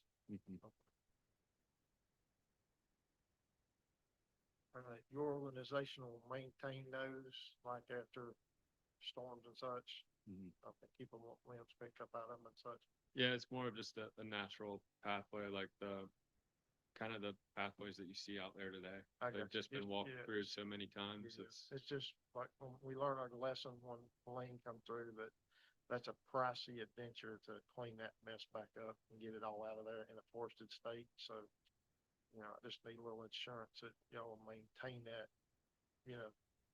semi-monthly, annually or something, yeah. Well, unfortunately, a lot of the trees did get, it seemed, toppled over in Helene. So we're gonna have that effort of going through and cleaning Get a trail through there. the trees that are already down out. So we'll maintain that effort to make sure there's no large trees blocking.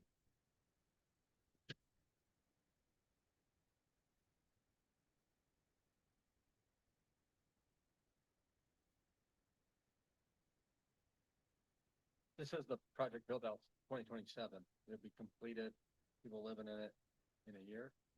So depending on permits, I think a fair start time would be a Q1 next year. That could be January, February, March, April. It just depends on the permitting process. And then you have site work for about 6 months, and then you start going vertical. You have the first homes at about month 12, and then we deliver about 10 homes a month. So it goes to 20 months. So it would start 2028 and then go through the end of that year. But the plan would be to start at the front, work our way back. So hopefully the front is done first. We have that berm up, the landscaping, those homes, and then you don't see anything in the back. And then the way the construction works with the phasing, they exit out the back of the site. So it's just, it'll be well hidden. Just that first couple months, you'll see some activity.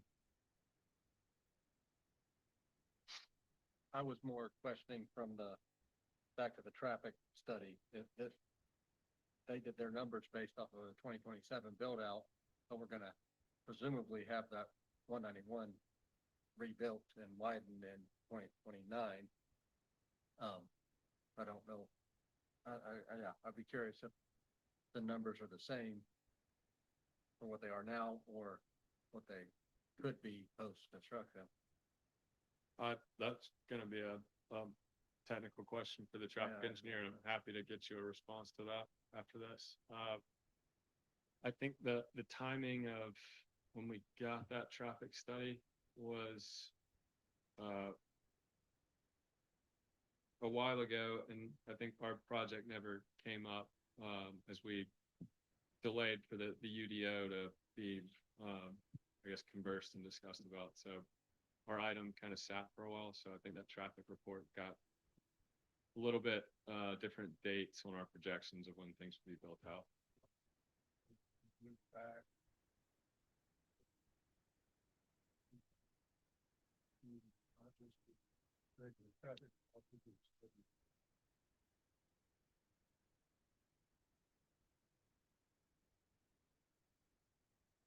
I'm just curious if if there's even a study out there for what the traffic looks like during construction of a major road.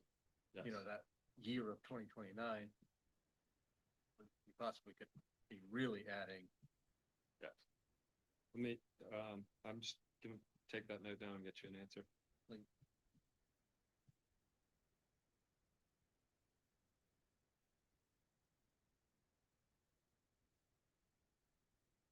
Any other questions? You good? I think I want to know what I want to get an answer about your legal, liability. Okay.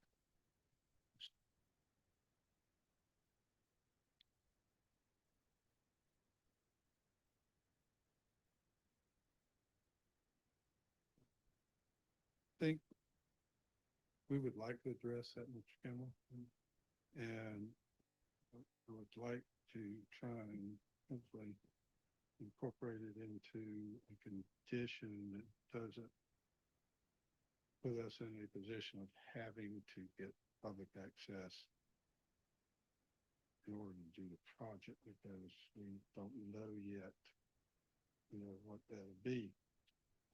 I think we can phrase a condition that requires us to have that conversation, report that back to planning, discuss the reasons. But it's, it's like this. We've already committed to do the sidewalks on each perimeter bank, okay? Those are gonna be used by the public. So even though we've committed to that condition, we'll own those things. We're already undertaking liability relative to that. Hopefully what we'll come back and do is get insurance, simply insure that. You don't have to worry about it.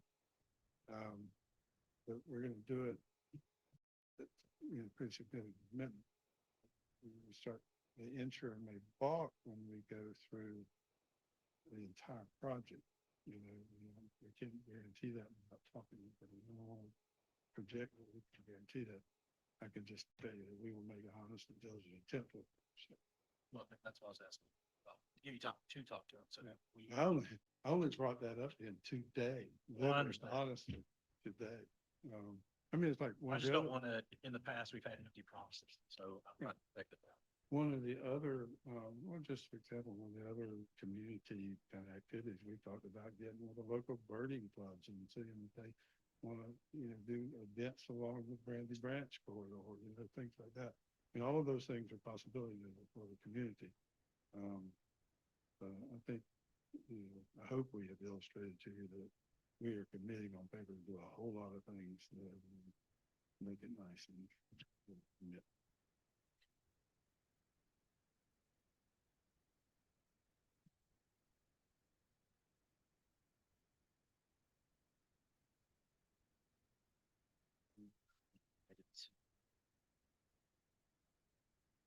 You guys are willing to agree to 25%?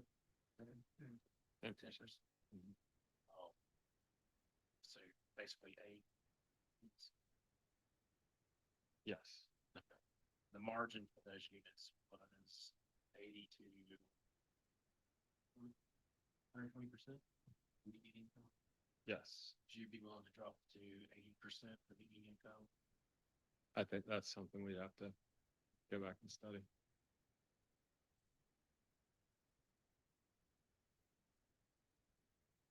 Anything? All right, so since we jumped around, I'd like to ask if anybody has any public comment now that you've heard both sides of the story. Give you one more chance to come up if you so decide. Once, going twice, 3 times. Okay.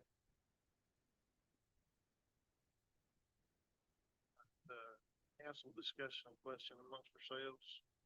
Thank. I'll be totally honest. I want to hear from the traffic engineers on the construction, the 191 construction, that time period, what that affects, or how this affects that. I just, that's a big project. I'll let them, you get a chance to respond to that.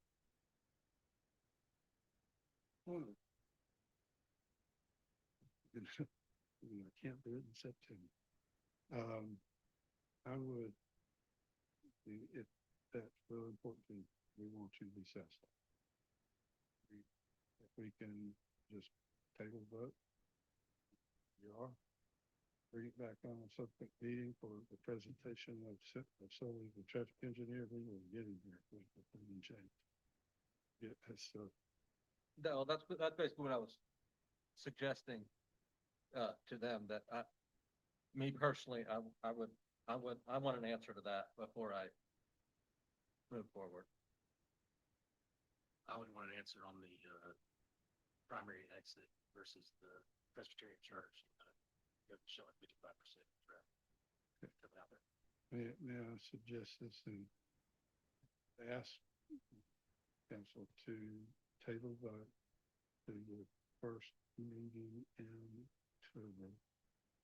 Reason for that is I'm gonna be absent from the station almost all of September. Give me just, okay, is that even a possibility, Matt, with our schedule, with what we've got on the agendas already? Then this is a pretty big ticket out. Yeah. So I'm gonna look over at Patty just to make sure as well. If for October, we don't. Yeah, right now that is open. Yeah, and obviously this is an important item. That's something that Do we have that, do you have that date? it's October 8th. No, I'm good. Going anywhere? Can we If I also might add to ask that? Also, that we be sure those concerns get answered if folks knows more about it than me, could communicate directly with council members as to your specific concerns and questions about it, so we can be sure the traffic people have the answers. And, Yeah, I will commit that to you. I will come up with the questions beforehand, not that night. well, no, I just want them to be able to be sure Yeah. they answer your question. Yeah, I'm saying I'm not gonna I'll come probably out. send my questions to you guys, and you guys can send them. Just for transparency. Sure. Happy to pass them along. Thank you. And I would like to add, if we could get y'all to get in touch with the Bryson family. So I just don't want to go back through for the public all this evidence, because Right. when we come back, the issues of concern that have been expressed, the traffic study, the Brysons, and you had one other concern, Mr. There Kimball? was traffic study at the. Percentage. One mile. Oh, that's one of the last questions. We will address those if you will. If you could, for me, just bring me some kind of, letter from Tad, or that he's understanding of his timeline, and you do that for me. Right, we will. Okay. Right. All right. Thank you, gentlemen.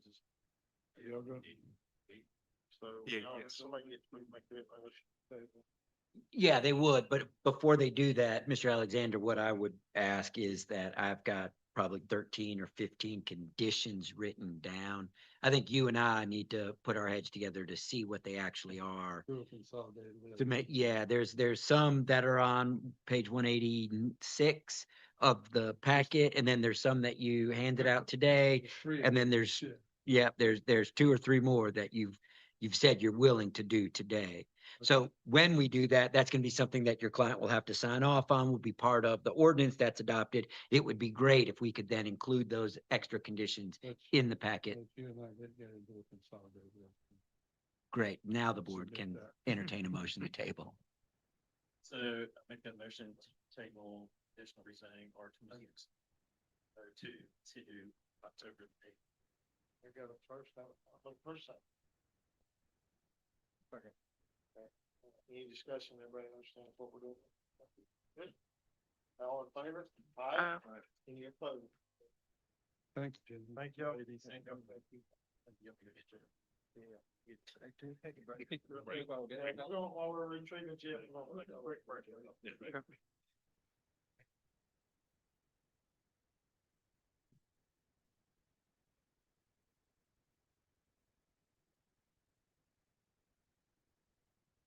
Let's go outside and talk.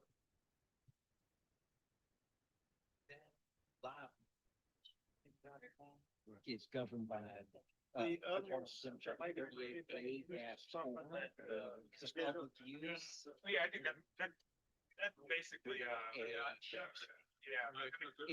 really. It's liability that you owe to the traffic officer, which is to disclose known.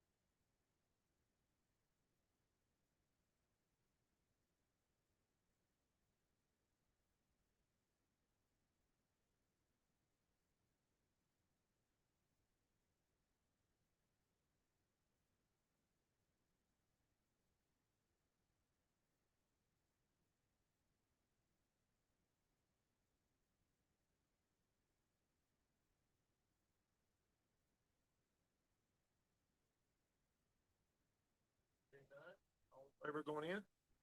Aye. Opposed? Then let's see. All right, Master, you to present. Slow reader, sir. Thank you, council. So the fee schedule that was adopted as part of the FY 27 budget for the planning and zoning department included fees for all the new application processes and procedures in the UDO. And since the UDO was invalidated, we basically have a fee schedule that's out of alignment with the current zoning ordinance, which we're still administering. So basically the fee schedule is inaccurate. So basically, once that was invalidated by the state, we realized this was out of alignment and just wanted to bring it to your attention. So really what I can, what's before you tonight is really the decision is, do we want to continue using the fee schedule that was adopted for the UDO as part of the budget process, with the idea that council may be adopting an amended UDO that would be in alignment and would be basically working, for 3 or 4 months with a fee schedule that's a bit out of sorts. Or because we have the public hearing tonight, we could amend the fee schedule tonight. That's what's included in your packet for consideration. I'll run through the documents to basically bring the fee schedule back into alignment with our current zoning, but then with the understanding that if an amended UDO isn't adopted, we'll have to go back later. That's really the issue tonight. Exhibit 1 is the old fee schedule. So this is from FY 26. In the exhibit 2, the FY 27 fee schedule, you can see how it was changed from FY 26 to 27 to complement and align with the UDO.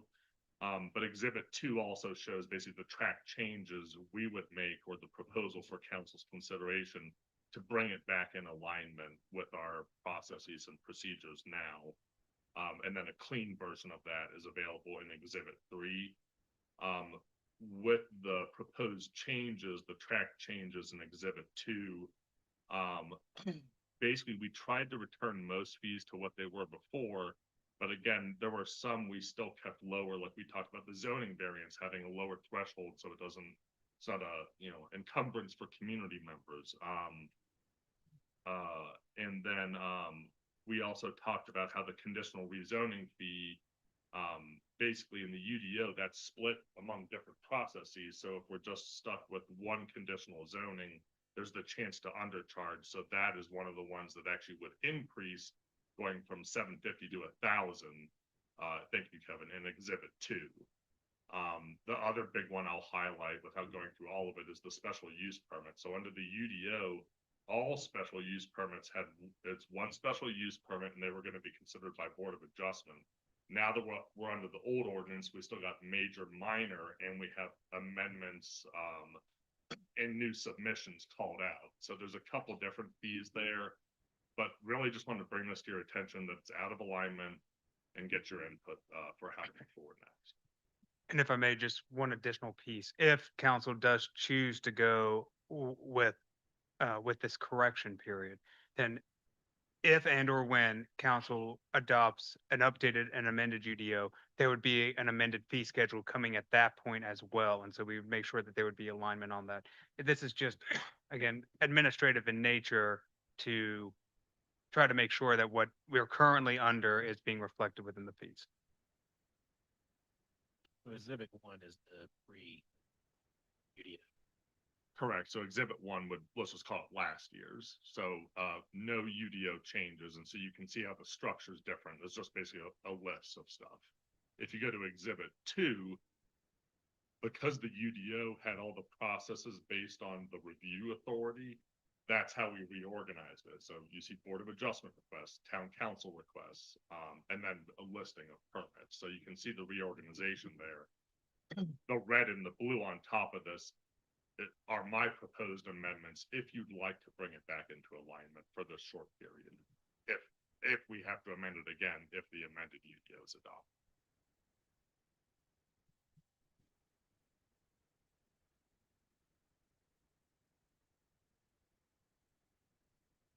So basically what you're saying is exhibit 2, if we get rid of the red lined items, it works for us with the language that's in the rest of it for what we've got now. Yes, sir. Yeah. Okay. The red line would be the deletions, the Yeah. blue would be the additions to bring it into alignment. Okay. This will work for us.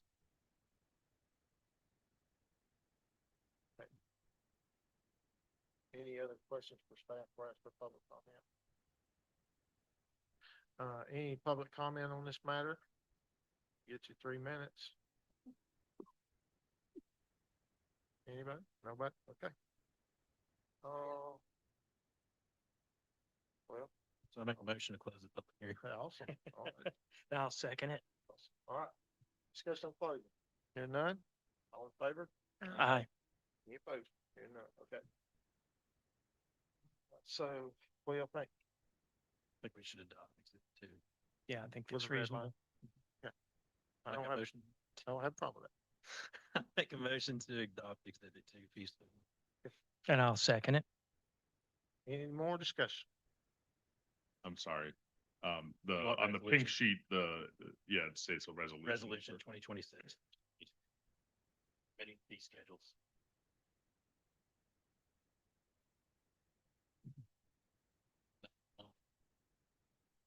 Staff give it that, right? Okay. And I'll second that. All right, any discussion on it at this point? Everybody good with it? It's not in the head. You good, James? Yeah. Okay. All in favor? Aye. Any opposed? Hear none. Simple and sweet. Okay, moving on to C, our ETC survey presentation. Council. Kevin, he's gonna start across the room and unmute our guest, today, so I'm gonna wait for just a quick second so that.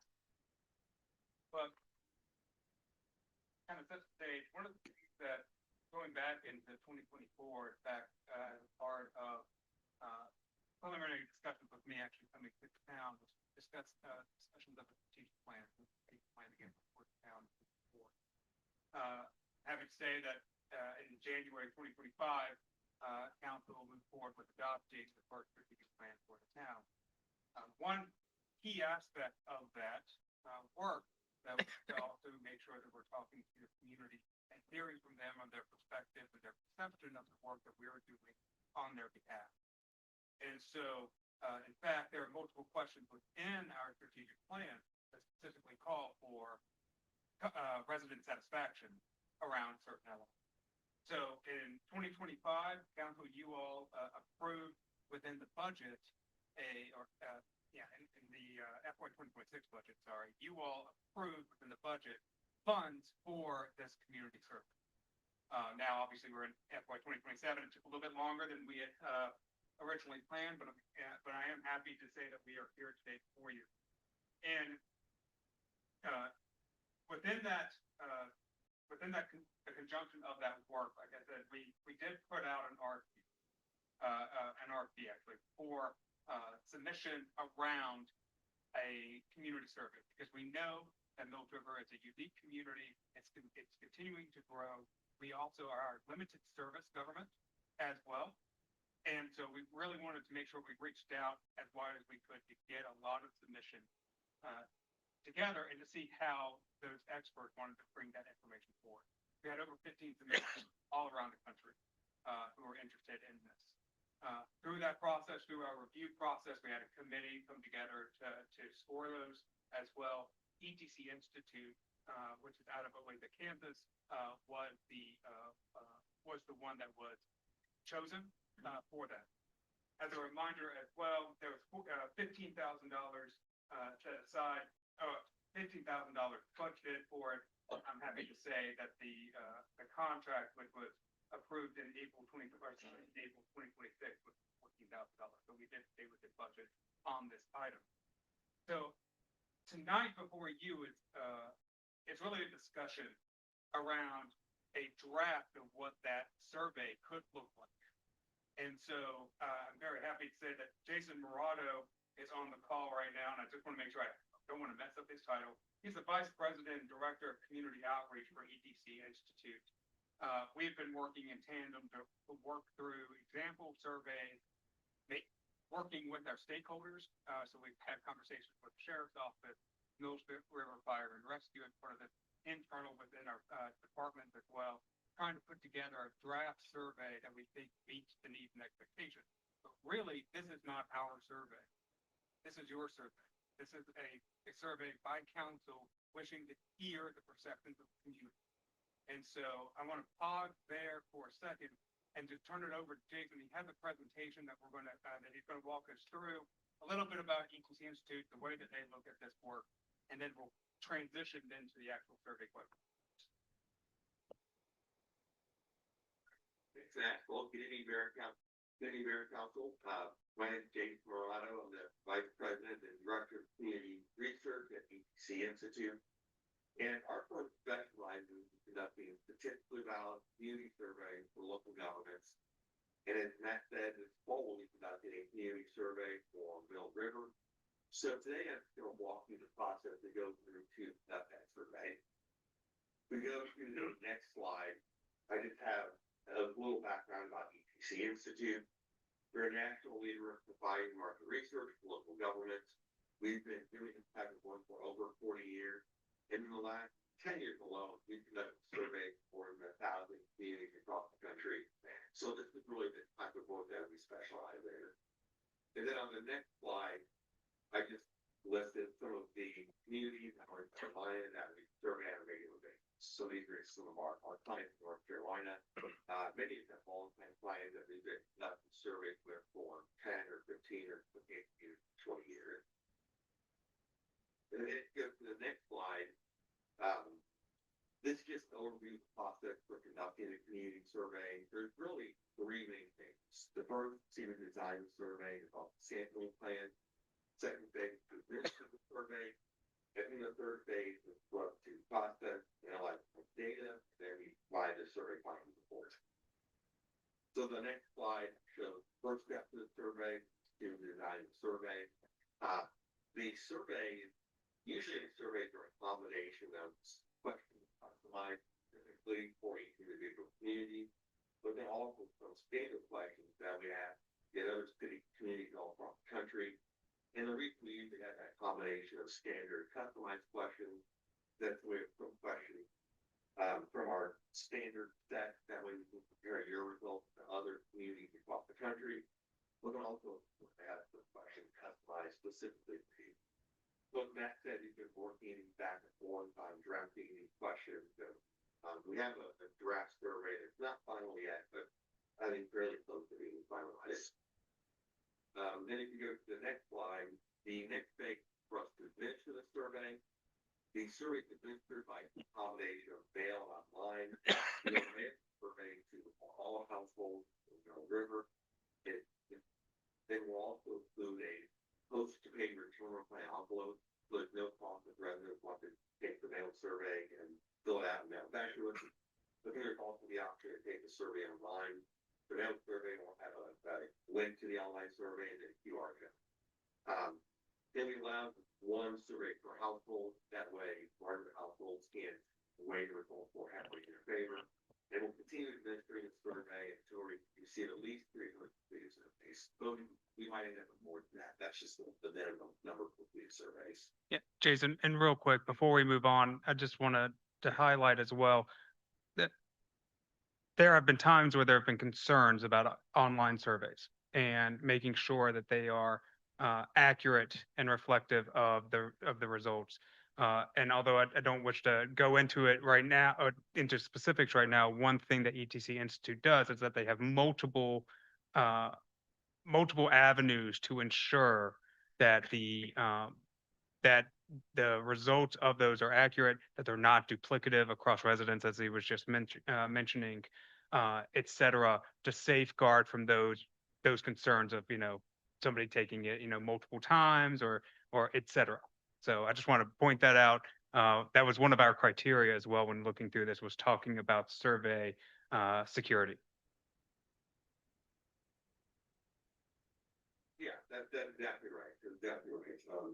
We'll also be monitoring the demographics of survey respondents to make sure they reflect the actual population of Mill River. So we'll make sure we have a good representation based on age, income, geographic location across the town.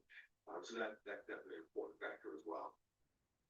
Now, in the next slide, I just have an example of what the mail survey and the cover letter will look like. When we mail the survey will be in a booklet format. Front page will be a one-page cover letter. And the purpose of that cover letter is just to describe the purpose of the survey and encourage participation. It's spec on town letterhead and signed by a senior level town official. That way the survey is more legitimate and not about, hopefully not like junk mail, so residents will just throw it out. And then that's the last example, the cover letter. On the right hand side is the example of what some of the survey questions could look like. And then here to the next slide, just have an example of the online survey. This would be the landing page, and really it has a lot of the same information that's on the cover letter. Then you can see residents would click where it's going to begin and start taking the survey offline. And then if we go to the next slide, I have an example of after we mail the survey, if we don't reach we haven't reached our goal 300 survey yet after that initial mailing, we'll do some follow-up, and that could be social media ads or text messages, could post a card to encourage people to take the survey. So this is an example of what that will look like, and that follow-up really is done as now the next slide, we kind of transition to analyzing the data and writing the report. So once we reach our goal for the survey, that minimum, we made that before that. Then we'll process, analyze the data, and write the report. And these are just some of the things that will be included in the report. The executive summary that highlights key findings from the survey, chart and graph each question on the survey. And then the next slide, I'll go through some of the other aspects that are in the report. Looking to provide benchmark comparison, where we'll compare your results with other communities, which is part of the reason that the survey will include some of our standard benchmarking questions. For this example here, this is a survey we did for Holly Springs, North Carolina, and you can see we compared their results to the U.S. average and their regional average. And there you can see that very well in just about all of those areas. And if you go to the next slide, this is an example from Pinehurst, where we compared their results to other similar sized communities. You can see how they compare to other communities that are about their same size. So there's a lot of different types of benchmarking information compared to the divided. And if you go to the next slide, this is something we call the important satisfaction rating. This is something we use to really help communities set priorities. A lot of this survey is based on satisfaction with town services, but then they're also category of residents. What areas are the most important for town leaders to emphasize over the next couple of years?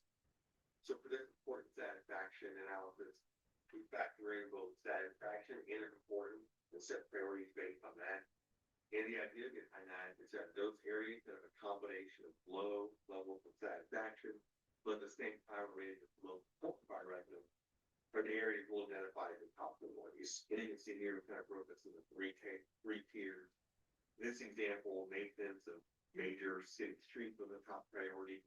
Next level priorities include sidewalk, public transportation.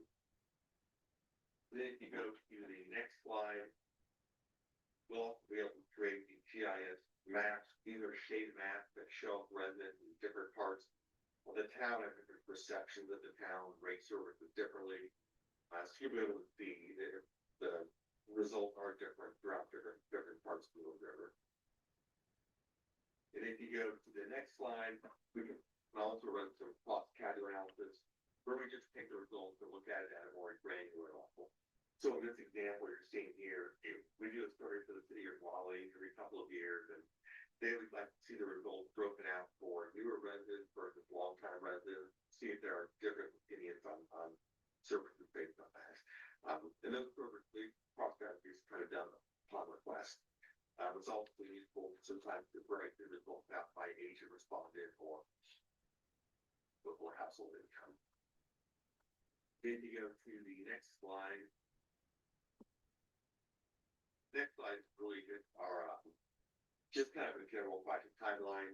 We've been working on designing the survey. We're almost finished that process. There'll be a administrative survey September, October. Then after that, we process data, write the reports. If we have the survey questions finalized within the next week or so, then our report should be ready in mid to late October. If it takes a few more weeks to finish the time of the survey, then probably looking more early November, provide the report. And then we'll end up, after providing the report, present the survey results. So then, here's the next slide. That's really everything I had for to go through to conduct the survey. I don't know if there's any questions about any of that, but otherwise, I think next year we're gonna actually maybe take a look at the track survey. Yeah, and if I may, thank you, Jason, for that. Couple of other notes that you may have seen on the slides. Because of the size, the population size of Mills River, sometimes you do population sampling. This is actually going to be a full population survey. So every residence within the town of Mills River will receive this survey. That's the first thing. We will be partnering with them. So one of the things ETC does is that they use a third party to gather public information when it comes to, addresses, if their phone numbers, email addresses, whatever the public information is that's there. However, we also are fortunate to have, tax collection in-house. And so we can absolutely ensure that every address that is within our tax collection records will receive this. Or definitely should be. I can't promise with the post office, but I can at least promise that we're sending it out. Email. So in that, are they going just to the Mills River residents that live here or to all the Mills River taxpayers that live elsewhere? It would, so, Jason, I'm going to let you jump in on that one. It would be for Mills River residents, like the residences in Mills River, correct? Yeah, that's exactly right. The residential addresses in Mills River, see the survey will be down there. Yeah. Correct. So sometimes what happens is if somebody, let's say owns a residence here, but it's forwarded to another location, we can't stop that. But yeah, if there is a residence here, it will be receiving one. Okay. And I'm trying to think, there was one other question, but it'll probably come back to me. So I'll hold off. So we're gonna move on with the sample. If I may, I'll just, quickly state one final thing here is that really a lot of the conversation, and we even heard it tonight in some of the public comment as well, as saying, what is Mills River looking at for the next thing? Are we talking about expanding our park property? Or are we talking about, expanding other opportunities? During the budget process, we talked about service delivery and expectations of the residents when it comes to service delivery. This survey is, my hope is the tool or one of the major tools for us to be able to gather that information so that the timeline is that we get it back, be able to process it internally as well, and be able to actually use that information for the for budget kickoff for FY28. So, and that would be the cycle every couple of years if council wishes to be able to keep up to date on what does the community like, what does community need more of, what are we not doing that they want to see, what are we doing that they don't want to see, et cetera, et cetera. So is this only turning in online, or on the bottom of the draft, it says you can, take the survey and return it and then post it paid? Yeah, so there are multiple facets, and Jason, you correct me if I'm wrong on these. It's you can do it by mail, and so you'll get a paper copy. Every residence will get a paper copy. They can mail that paper copy back in. Postage is paid. You can do the QR code that's on there. There's also going to be a link on there as well that they can go to get to the survey. They can also, there's a phone number that they can call. Correct, Jason, as well. So if they want to do it over the phone, they're more than happy to do that. They can talk to a real life person to make sure that they'll walk them through the survey. Anything else, Jason, that I missed?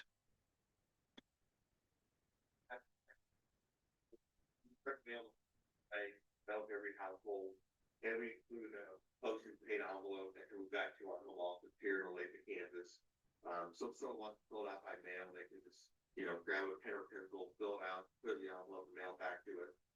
But then also they can take it online, either using the QR code or by typing in the URL that will include on the cover letter. Or if you said, Matt, they could even call and have someone take the survey over the phone. Very few people do that anymore, but that is an option. If someone wants to call us and do the survey on the phone. So those are the three options. The reason we like that hybrid approach is it does allow us to get a better response rate to the survey. Many people these days prefer taking it online, but we still get a good response to the mail survey as well. and even a handful maybe by phone. Are we gonna go through these questions? Yes, ma'am. Sure, yeah, We were just answering yeah. general questions, but yes. Okay, cause I was gonna say, I've got a lot of questions about the questions. Or are there any other questions around the survey methodology or? How do you control the, duplication of residents? That's always been an issue we've dealt with here. You got a mechanism for that built in? Yeah, we do, yeah. We do just want one survey per household. The mail survey has the address, then on the survey, for who got the mail, we'll know where it came from, and we're mailing one survey per household. If someone takes the survey online, we're able to check their IP address, make sure that we're not getting multiple surveys from the same household. We match it up with the address of those received in the mail. Occasionally, we'll mail survey in and take it online. Although that doesn't happen often, but that happens, we count just first survey that we received. So there are methods we use to take care of that. And if someone's getting survey over the phone, then we ask them for their address as well to make sure we haven't already received the survey from that address. Okay, that's all, that's what I need to know. What if you've received a survey from an address and then someone else calls in and says that's their address and they hadn't submitted one? Do you just take whoever got there first and the second one don't get a chance? Yeah, if we get multiple surveys from the same address, we just take the first one that we get. It doesn't happen very often, but when it does, it's just the first one we receive. Yeah.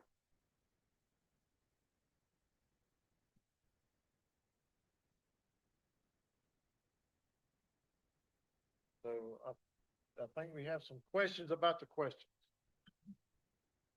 Just to generally lay it out in the way that we look at this survey, we start at the high level, 30,000 foot view, overall quality of life type questions. Then we work our way down through services, through departments.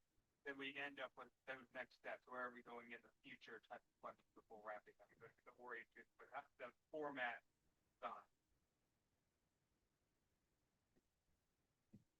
Sandy, I'll close off. I'll start us off.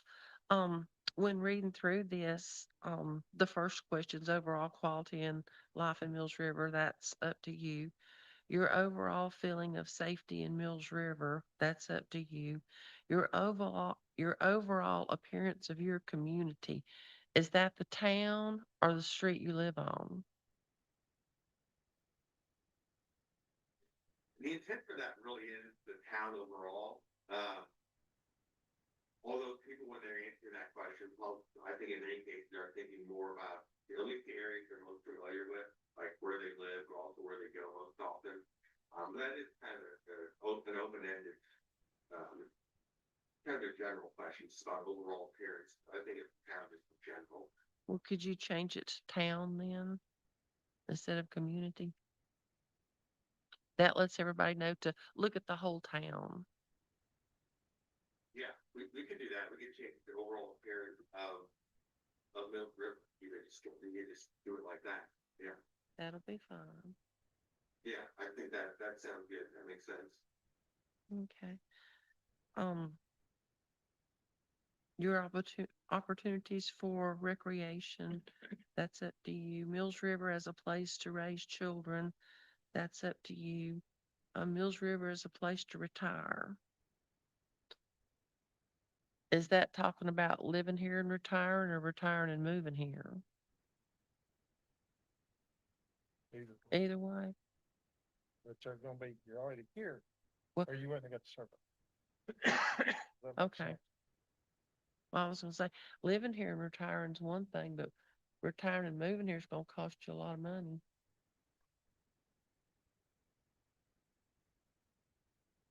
And the survey is just going to Mills River residents. So that's, they, like you said, they already live here.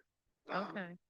This first question in general is just high level perceptions in Mills River, obviously. Then we get into more of the town services and then we do the survey. And this first question, a lot of these items are ones we act in other communities, so we'll be able to provide some benchmarking data to show how you compare to other communities. Like as a place to live, as a place to raise children, as a place to retire, so that can help add some really context to whatever the results end up being. Okay. Anybody else got questions? I guess I have questions on what law enforcement and fire services. I don't know, I would see what everybody thinks about that, you know, if that's our place to put that in there or. Absolutely, because we're spending taxpayer money on both of us. I mean, we collect. I apologize. No, go, sir. Okay, so we did run this question specifically by Mills River Fire and Rescue, with the chief in his office, with their, partners at the County Sheriff's Office. But, they wanted to know what the results would be. So obviously we'll be sharing those with them as well, but they are civil contractors. Okay, that's what I was getting at. So it's not like a swipe at them. You know. Right. I think they'd enjoy the. Well, okay.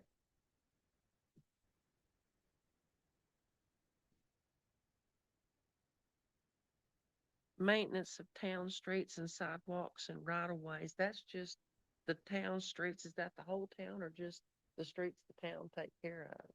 And so as of right now, that it is town streets or streets that are right here. The reason why this question exists is because, you know, it's a benchmark, it's a level setting benchmark for the first year. And then again, depending on speaker councils and speaker decisions, you know, there may be different types of, for instance, sidewalks as an example. We know that we're going to be maintaining the sidewalk down on Fort Road once that is built. So as we start building infrastructure around those items and maintaining them, this is going to help us to monitor that over time. Yeah. But what I was thinking on that was, you know, if people read this and want to know the maintenance of the town streets and our roads are all to pieces. And if they say, well, our roads are terrible, you know, and what we're looking at for roads here, you know, our roads in here is pretty good. I think that if we started to see as an example, I mean, these results are supposed to help us with decision making. So for instance, if we start to see there's heavy dissatisfaction in the town street, and we know, for instance, that we just changed out here with the planning on doing, then we can start having conversations about whether or not that answer is looking more right now at DOT streets and others, and that tells us that we need to have more deeper conversations with NCDOT because of the higher expectation from the community about those streets. Okay. So again, I think that we would be looking at, we would have to make judgment calls on that piece right now, but yeah, if there's heavy dissatisfaction on the roads out there and we're just named it, it's probably some models that they're, we need to talk to DOT.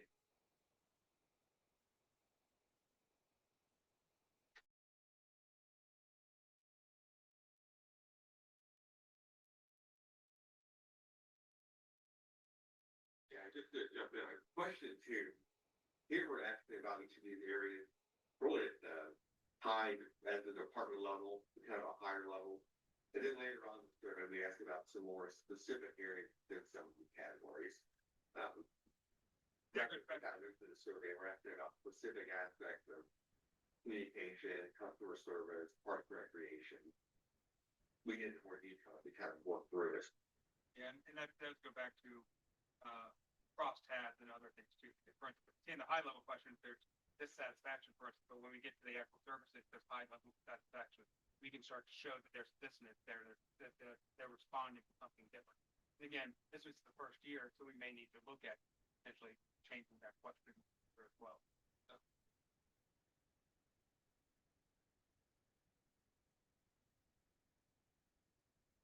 We'll give a section 2. Get rid of scroll, so.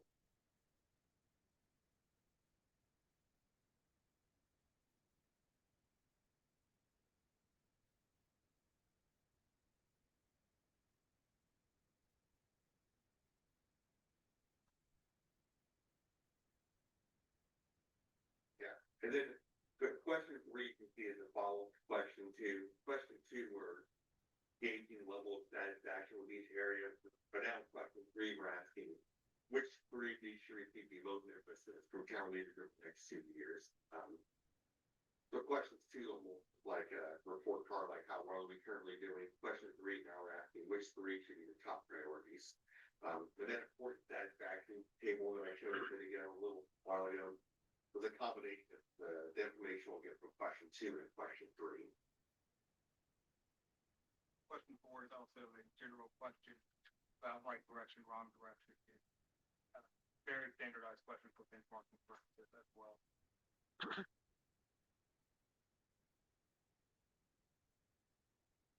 Jason, just by the way, I don't know if you can see, so we're going through those sections, so we'll have further questions as we go down. I don't know if you can actually see it on your screen just from the small picture there. It's small, so I'm following along, but it's small, but I'll jump in. We've got to look through this, the comments or answer questions. Question number 5 is really focused on communication and engagement, as it said. So it's really trying to understand all the different aspects that we try to talk to them. And then also timeliness about those things. You can see question number 7 is actually talking about concerning impactful development projects that heard that as well even just this evening. Information that's provided by us. And then number 10 is another one that is very much a standardized question on local government management, local government survey, public involvement, local decision making, trying to understand what that looks like. So that gets 6 is talking about how, and I'm just going to go with that stuff. 6 is talking really about how people hear from us, right? And so it's really just trying to provide different options there. Then we have other that's available. 7 is talking about 2 at the top. Again, this is talking about preference as well, so they get to choose that. So hey, they hear from us for 5 things, but what are the top 3 things that help us know what's actually getting itself there. We also do a newsletter. So number 8 is just talking about what they expect from it. We've done electronic. Maybe there's a desire for a check there that can help us there. 9 then goes to 9A and 9B.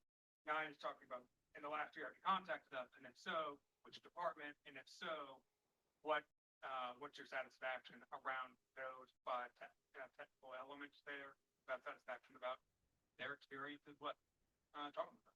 And I think it's very important for us to be able to answer that question. Number 10 is talking about public safety. Again, although we contract with Henderson County Sheriff's Office, I did share, as I mentioned, all these questions with them and with filter and fire and rescue. And so they felt comfortable with those. There were no concerns with them. And then 11 is talking about from number 10, what should be receiving the most emphasis. I think this is helpful for us because again, they're our key partners. Just having those conversations of what the community expects.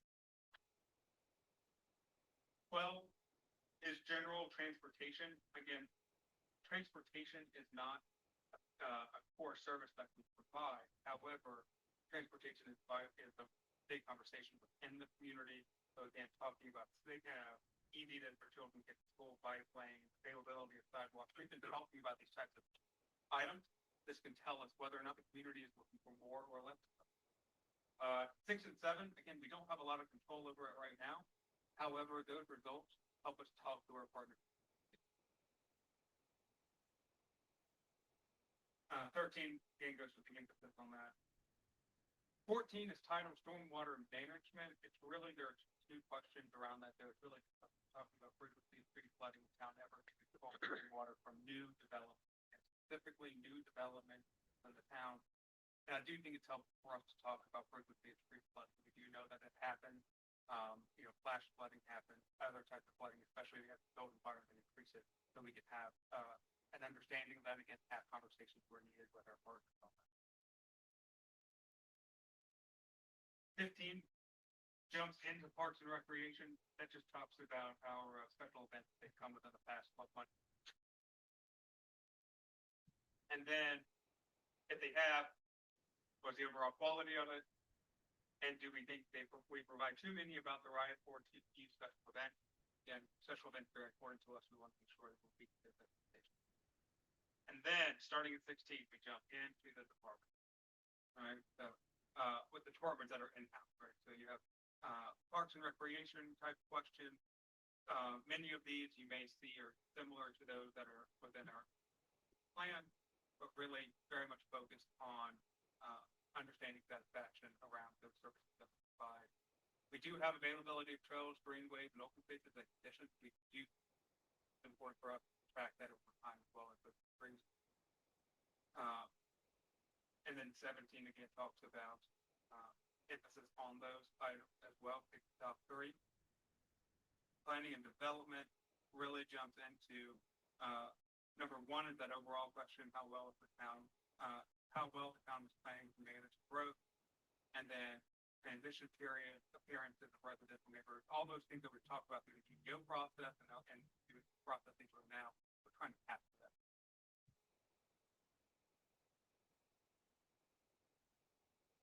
Again, it's based off of 18. And then 20 is expectation. So again, now I'm trying to shift a little bit into that. And 20 is talking about what should the level of service be and should it change? And that's within those 6 core areas that we focus on here. Again, just really helpful for us to know if we're meeting expectations, we need to improve on. 21 talks about support on a scale of 1 to 3, meaning 3 being very supportive of additional things that have come up, and these are from discussions that we've had with council, within our comprehensive plan, within our future land use plan, all of those types of things, our future bike and ped plans, those types of items. We've tried to put those elements in here as well as our strategic plan. So it's probably not a comprehensive list, but we feel confident in what those 8 items are right now.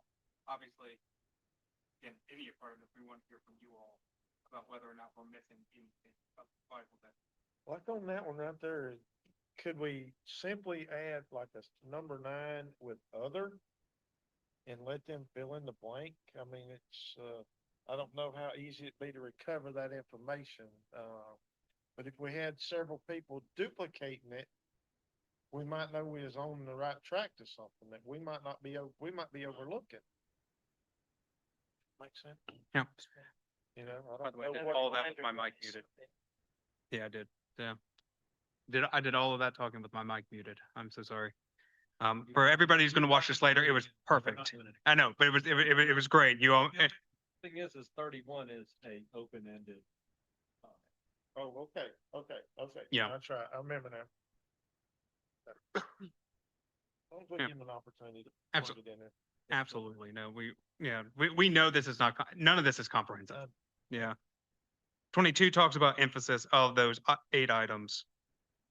And then 23 goes into highlighting the strategic goals. And now actually asking the community most important to least important. And that helps all of us when it comes to decision making and where we need to put our priorities. I got a question. Yes, sir. Number 1, the track, retain, cultivate, engagement. That was more geared for staff. It is. So I think they're gonna, if I read that, I was general public, I'm gonna assume that's workforce in general, yeah. Mm. So I think you can get clarification there. Mm. And ensure financial health and resilience of the town's budget or something like that, like. So yeah, Jason, we can add clarification on that and say attract, retain, and cultivate and engage workforce with town of town employees or For the town of Mills River. yeah, for the town of Mills River. Yeah, something like that. Same thing for financing. That's going to be a pretty easy fix, Jason? Yeah, we can do that. That definitely makes sense. That'll be an easy change tonight. Yeah, good. Thank you.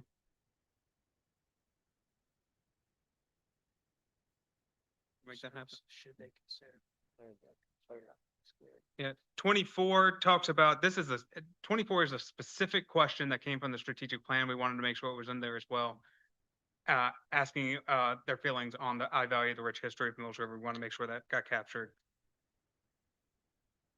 25 is the open-ended question about the services that we currently provide. What what other things are there? Because as a reminder to council, we had a pretty robust discussion during the visioning meeting this year of saying, what are those other services that the community may want? And this is one of those opportunities for them to write in what their expectations are, whether or not it just provides information for you all to make decisions for the future. And so that's the last one that's there before we get to demographics, but I want to pause and see if there's anything that I missed or any other questions.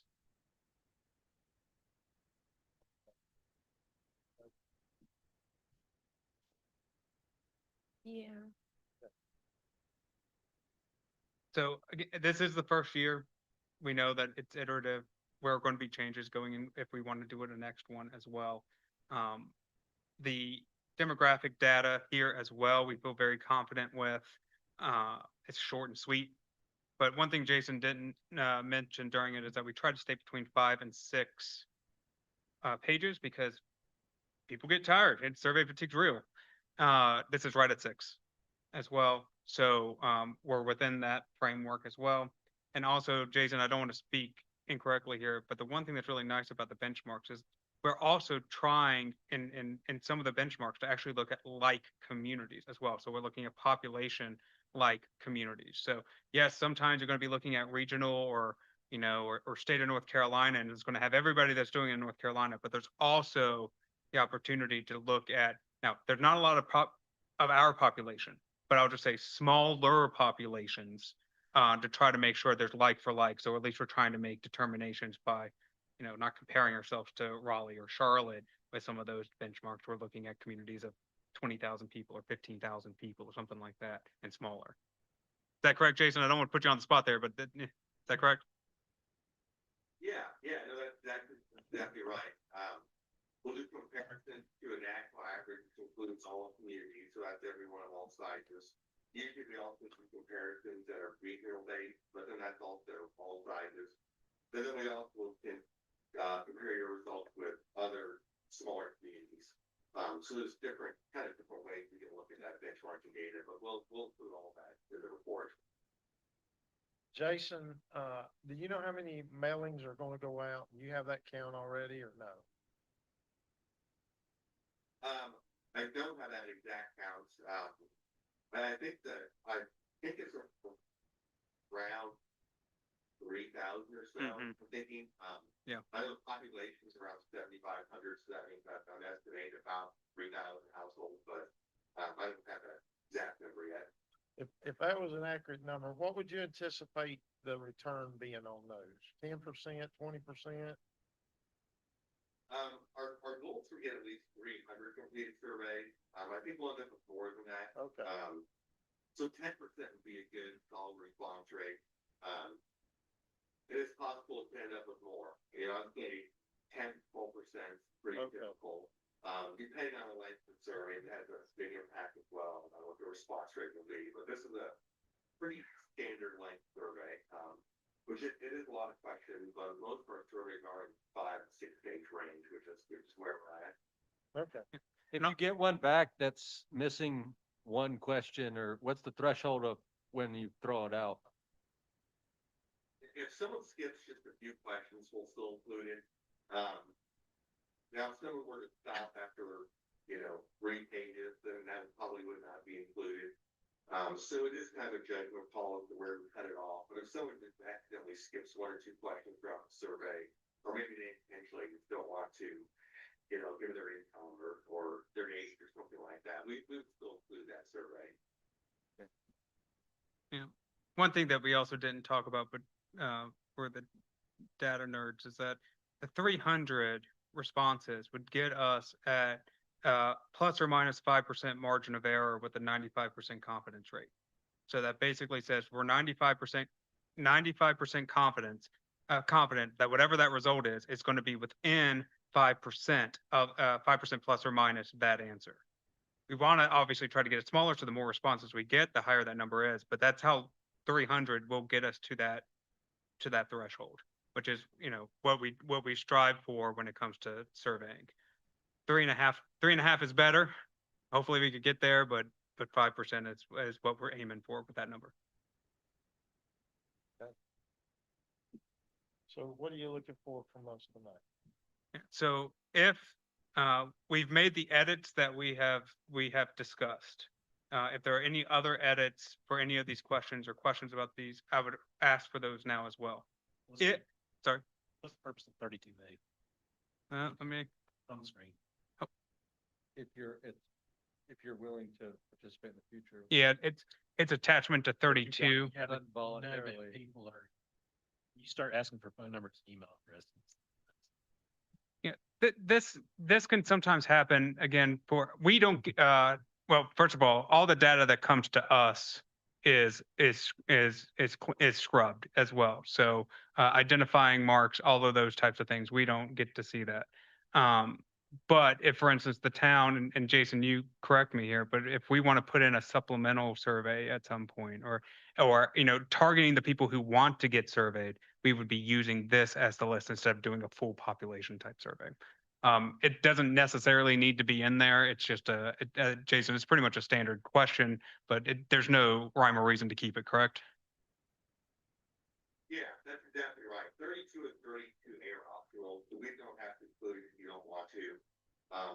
The reason for that question is sometimes communities, after we mention the survey and write the report, sometimes they say, I wish we could get a little more information about streets or parks or something like that. What this does is it allows us to do a short follow-up survey with people who provide us with their contact information. People don't have to do this. For example, we're doing a survey right now for a city in Minnesota, and the ratings were low in some areas, grading streets like neighborhood streets, sidewalks, and they want some more detailed information. So we're doing a follow-up survey now, people who provide their contact information. And for that case, I think about 40% of people who took the survey find their email address. They're doing a short online follow-up survey with them. But it's completely optional, so we don't have to include it if you don't want to. Probably more opposed. Would you be all right with just having them right after maybe put optional? It outside of says, that? Yeah, I mean, I Be think, willing. yeah, but I Yes, guess to my answer. concern is that Skip it. we know where they come from. I say, would you be willing? You know, Yeah, you know where so- they're coming back from. Yeah, we So won't, they do it but yes, sir. to validate it. So we don't need the phone number to validate where it's from. Mhm. I just, either that or put a disclosure on there that you're not gonna sell their information. It says down there, Put the line. the information printed to the right will only be used to identify needs and priorities, right? Doesn't specifically say that. I think either way is fine. I don't foresee us using a secondary survey this year for any reason. So at minimum for this year, I think it can easily be scrapped, and then we can revisit it in future years. Okay. Let's get that contact information from Matt to maybe call you. Hey, Jason, let's scrap that 32 and 32A. That's no problem. We definitely don't have to do that.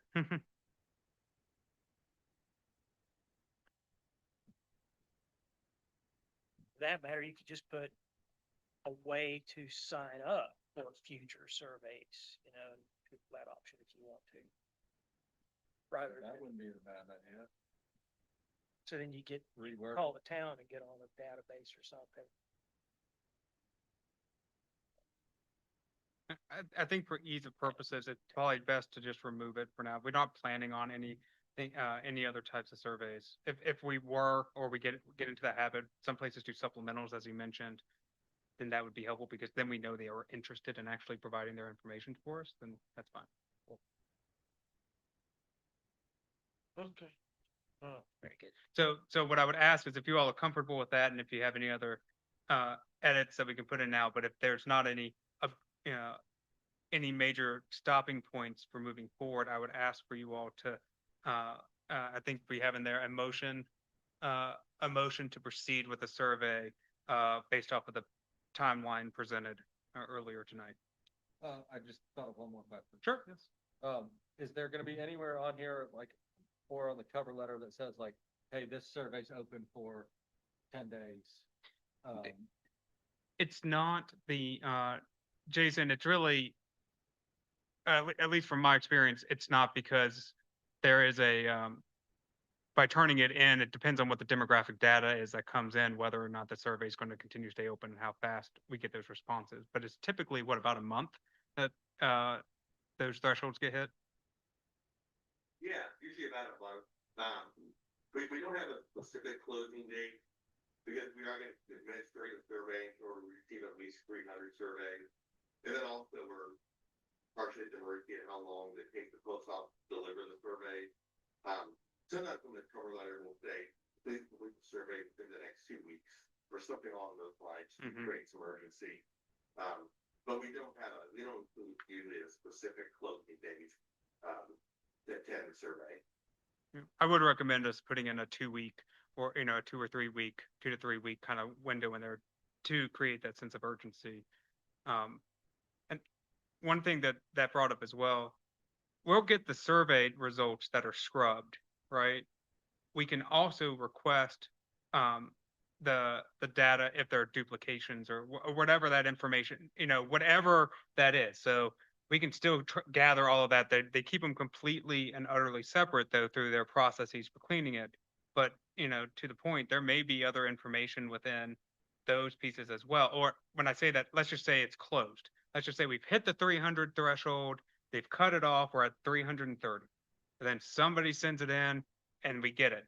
They're still getting that data and that information. And we can talk to Jason about what the best approach would be to still get it. It won't be a part of the survey results, but they're still collecting it. And so Jason and I can try to work through what that process is. So it's not falling on deaf ears. But just for clarity, if you get 500 in during that time period, you're going to count 500. 500, yeah. We don't want people to think That's cool. only the first 300 win. That's what I was gonna ask. Get Yeah. a prize. Yeah, so Jason, you typically, it's usually about the 1 month mark, right? So if it's like you get 500 in the first month, then that's amazing. If it's 280 within the first month, you're still going to be trying to get people to respond, correct? Yeah, that's exactly right. 300 is the minimum, but if we get 500, we would include all of that. Usually there'll come a point where there'll be 3 or 4 days in a row where we don't receive any more surveys, either by mail or online. And that's usually the point where we'll close it down. So whether that takes 3 weeks, 4 weeks, 5 weeks, there'll come a point where there'll be several days in a row where we aren't getting any more surveys. At that point, usually we don't receive any more at all. Maybe occasionally we'll get one in the mail way later, but that's pretty unusual. But we'll wait until we get to that point where we're just not receiving any more surveys before we close it down.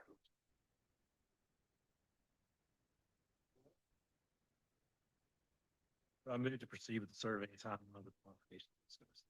Looking for a second. Second. Thank you, Dave.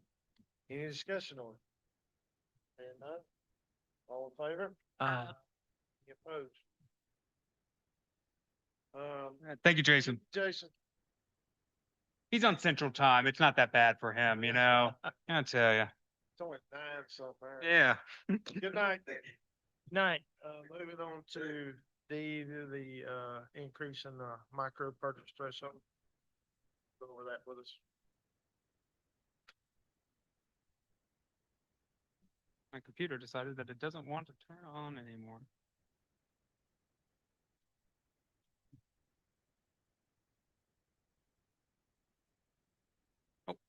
Yeah, so I'm happy to answer any questions about the micro purchase threshold that you have. I'm also happy to generally just go over the topic if you would like. I think Sandra might have a few questions and then we'll see what that leads to, if that's okay. Sure, absolutely. And then let me get it up here. When we moved it, I didn't pull it out. It was F, right? Yeah. Here it is.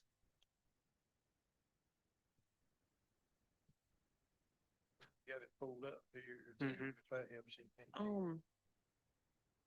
It looks like you're wanting to raise the money without having to get bids from $30,000 to $50,000, It would be from $10,000 to $50,000. from 10,000 to 50,000. Yeah, and it's only for federal funds or where we're dispensing federal funds or we're expecting federal funds in response to something that we're purchasing. Yes, ma'am. Well, I read in here that So it's for, just for federal funds, not non-federal entity may be awarded micro purchases without soliciting competitive price or rate quotations for non-federal entities, considering the price to be reasonably based on research and experience purchase history. I'm not quite sure what your question is. What I will say is that it's not about, it's not about purchasing from a federal entity. It's about federal funds. So for instance, like the PAL bill funds. The PAL bill funds, we have to follow the most restrictive purchasing, procurement process that we have. For there, anything over $10,000, we would have to go through a competitive bidding process. This would be requesting it to go up to, on those pages, 30,000, 30,000, 50, I think it's 30, 50, and 50, if my memory serves. No, 30, 30, 50, and 50. I knew I missed one. The idea of it is, last year, council, you all had approved this item. But the federal law requires us to do it every year. So this basically took that threshold of the 50,000 being the most restrictive for federal funds and moved it back down to 10,000 when July 1 hit. So it's not for any other funds that we have. We have our own procurement processes in-house. So as an example, if we, and Julie's listening from home to make sure if the phone buzzes, I know I did something wrong. That if if we just wanted to go out and there was an emergency fix that needed to happen and we wanted to use our own funds for it, and it's going to cost us $15,000, but it's a major pothole right now in the middle of town center. It's eligible for PAL bill funds, but it's $15,000. We wanted to get it fixed. We have procurement for informal bidding in-house, and we can do that. We can do it. We can sign off on it and move forward. However, if we're looking to use PAL bill funds for that, right now, we would have to go through the competitive bidding process in order to do so, which we're getting 3 formal bids and then making sure that then going before council in order to get that approved. And so most of the stuff that we do around emergencies tend to fall within that $10,000 to $50,000 mark. And a lot of small firms that would be looking at us to do that type of work, there's concern about the fact that there's a lot of work that has to go into formal bidding, that we're not going to get a lot of bids for those projects. So it's hard for us to get 3 bids because formal bidding costs money for them, and bidding on a project of 15,000 may not be worth their time for it. And so that's really what this is, trying to free that time up. Okay, that was what I was wanting, was some more explanation. Yes, on. ma'am. But you're saying we adopted this last fiscal year. It became dead this fiscal year. We're bringing it back to what it was Yes. last fiscal year. Yes, sir. So it's an annual process. It would be a part of that. In fact, it should have been brought up probably in the meeting in July. And then when we started looking through it, we're like, oh, got to get this moving. Yeah. Everybody okay with it?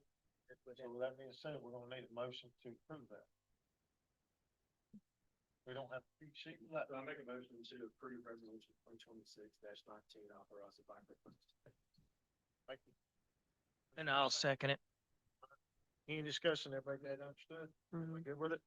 All in favor? Aye. Aye. Any opposed? Okay. Patty's phone didn't ring, so that means Julie must think that I did okay. Yeah. Any other business? Hearing none. I'll entertain a motion to adjourn our regular meeting. Make a motion to adjourn our regular meeting. Oh, never mind. You good? I'm up in the consent agenda, so I need to go back. Are you good though? Mhm. Okay. Looking for a second. Thanks, second. Oh, sorry, sir. Sorry. So Brian, James, all in favor? Aye. All right, looking for a motion to open our business meeting. Make a motion to enter our business. For a second. Second. Thank you, Jeff. All in favor? Aye. So, council, I'll just quickly mention, Kristen Rental is going to be joining us up here around item A, which is the discussion of adopting a code of ethics. The reason why, as a reminder, the business meeting exists is because there's no pressure to adopt tonight. We want you all to be able to provide feedback if you'd like. And so I'm going to turn it over to Kristen, and who's been doing a fantastic job leading our policy committee in-house to lead the item.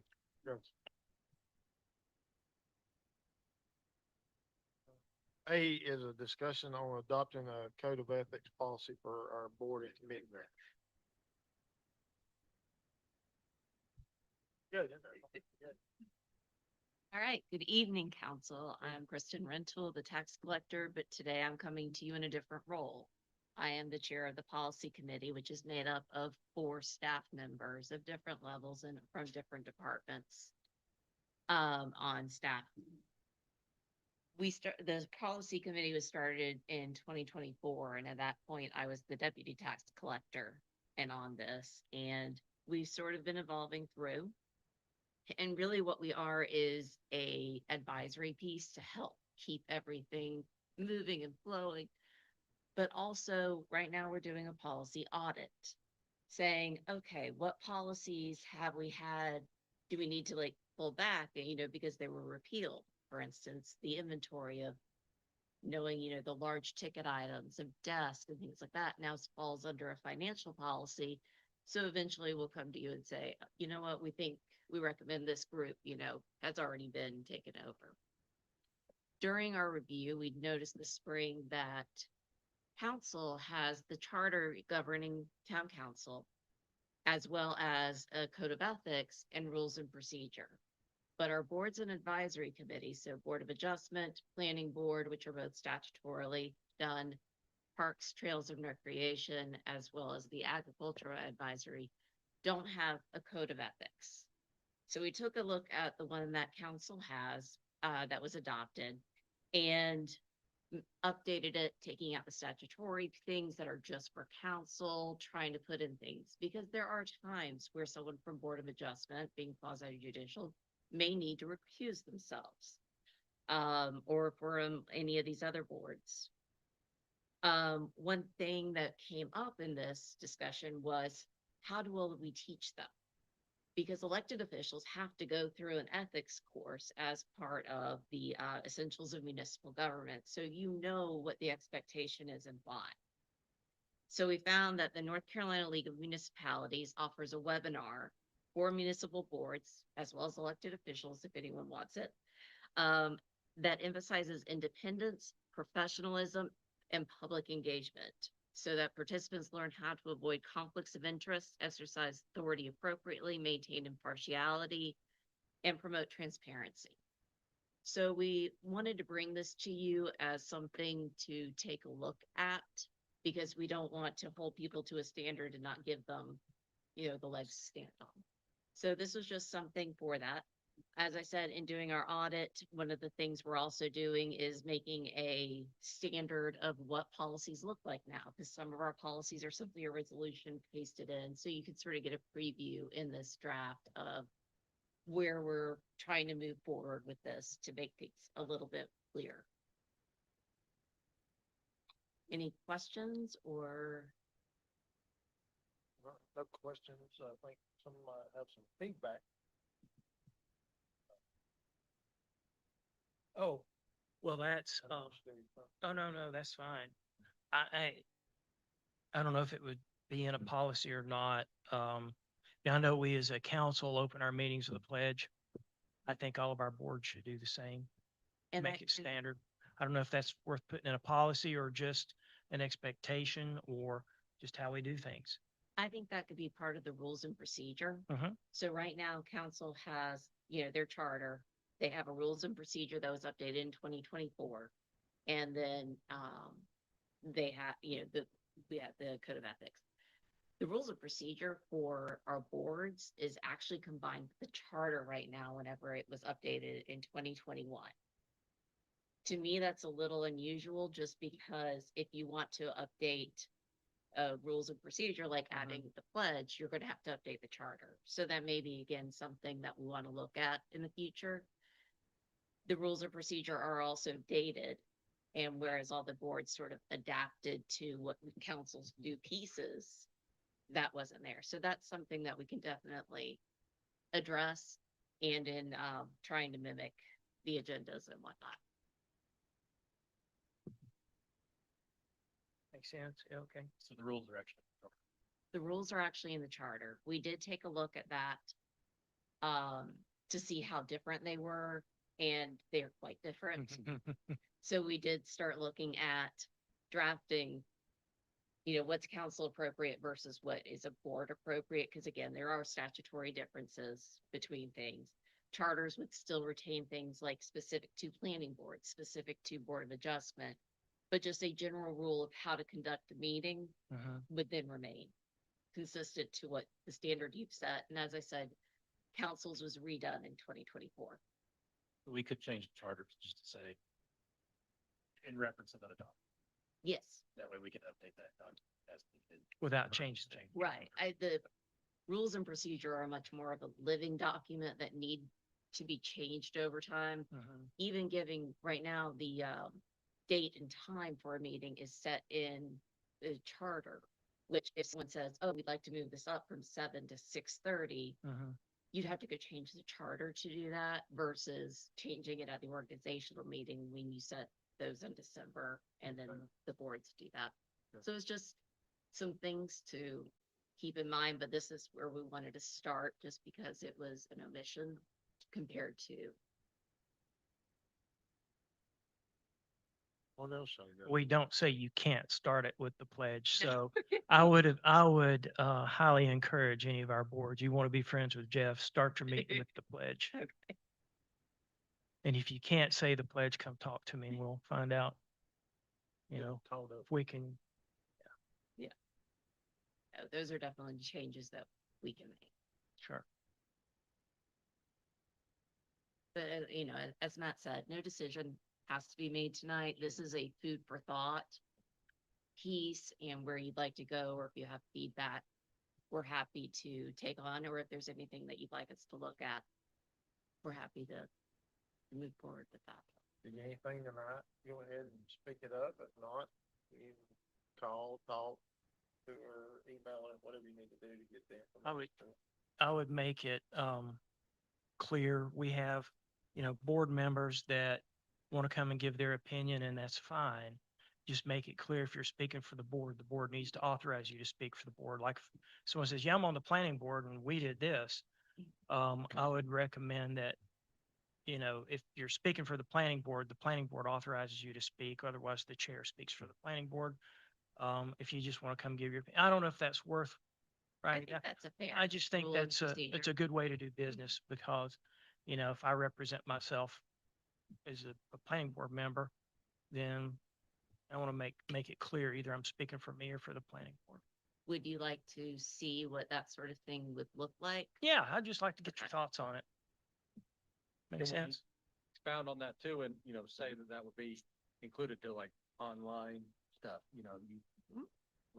And I think that's part of the ethics Yes, piece too. I again, agree.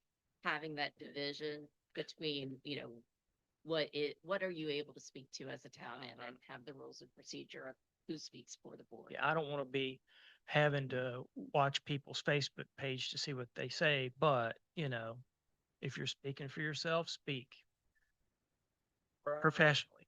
Are we crossing any freedom of speech laws here? Just asking. They're going to trouble to top all this up. I want to make sure we're good. Well, yeah.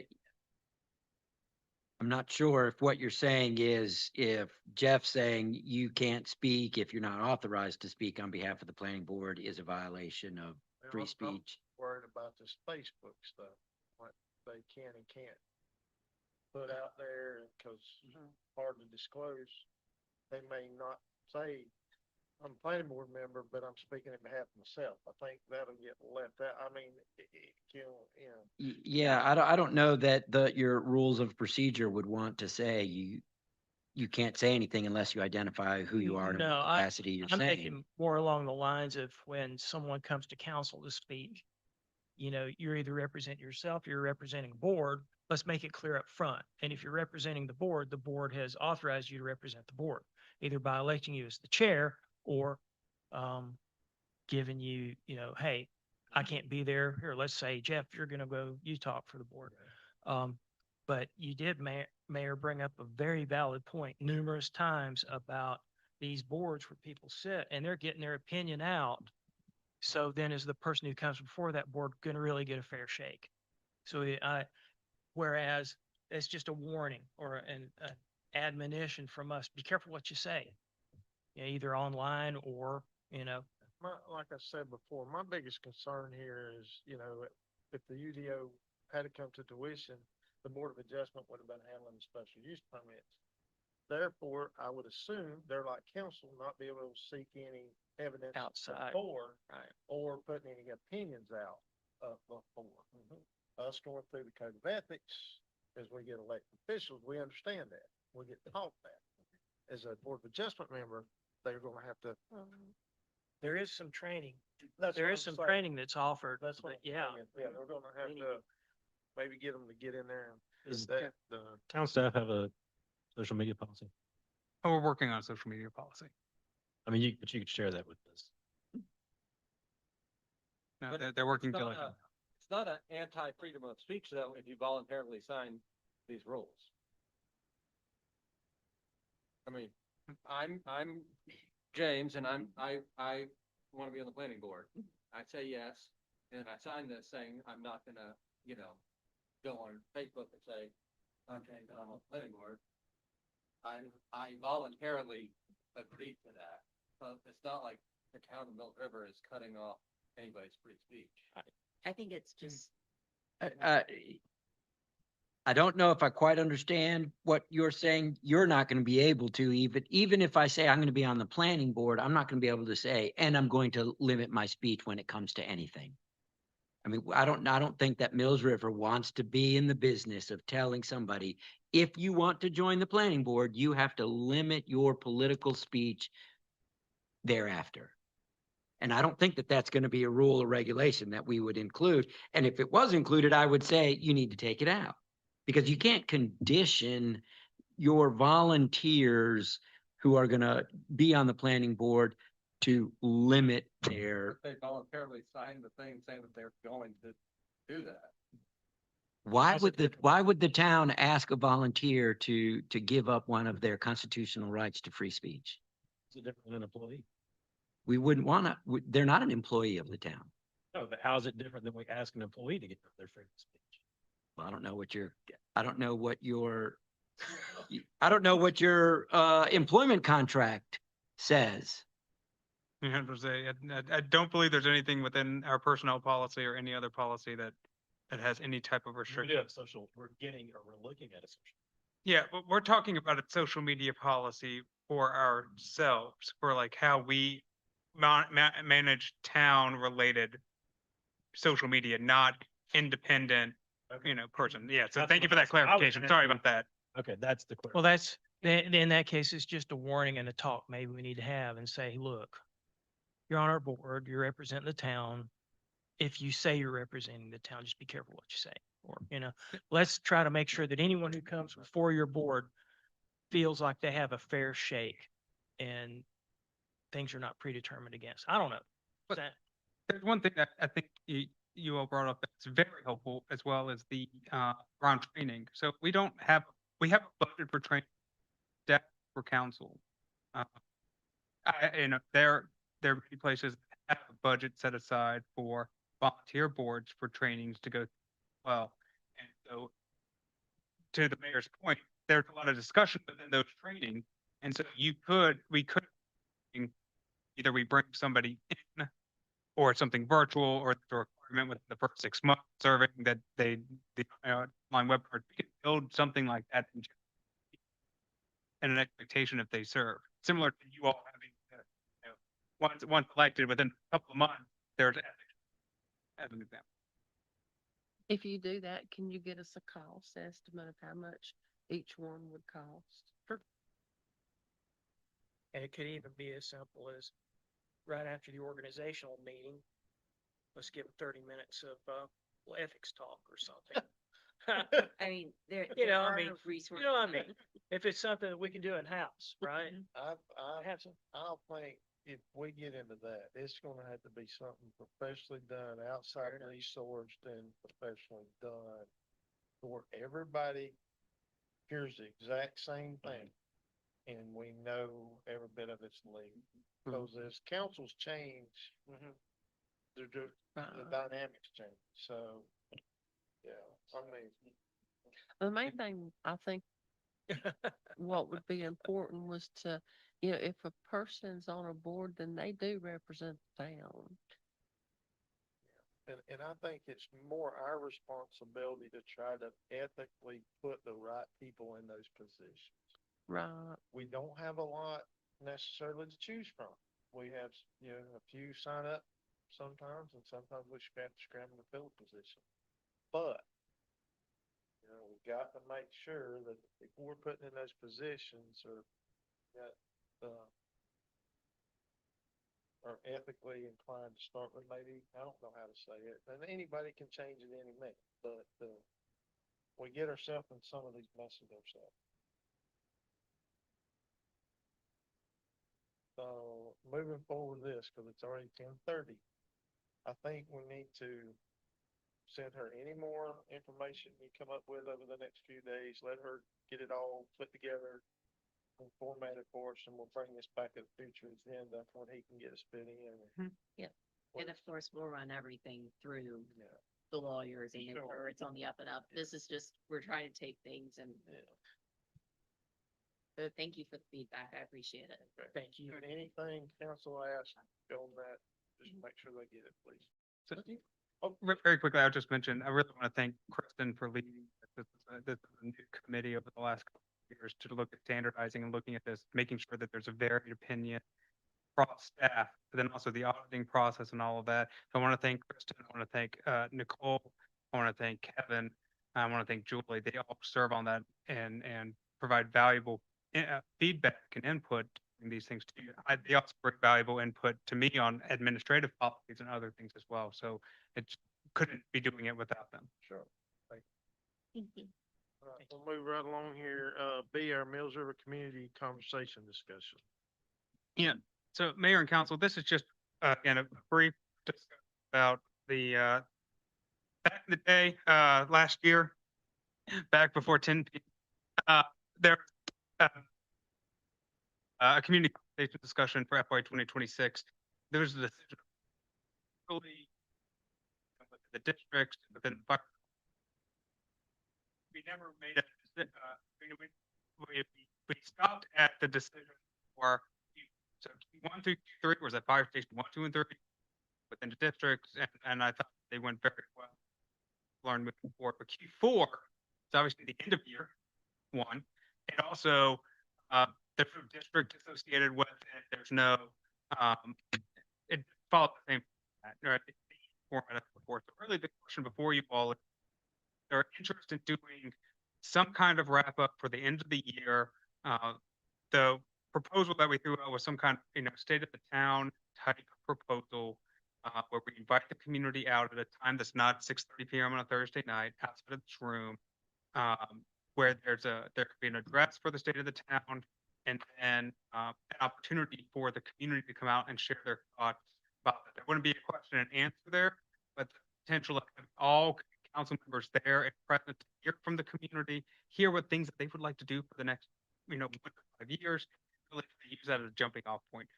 That was the thought process, but we wanted to make sure we got direction from you all. It's really it's your meeting.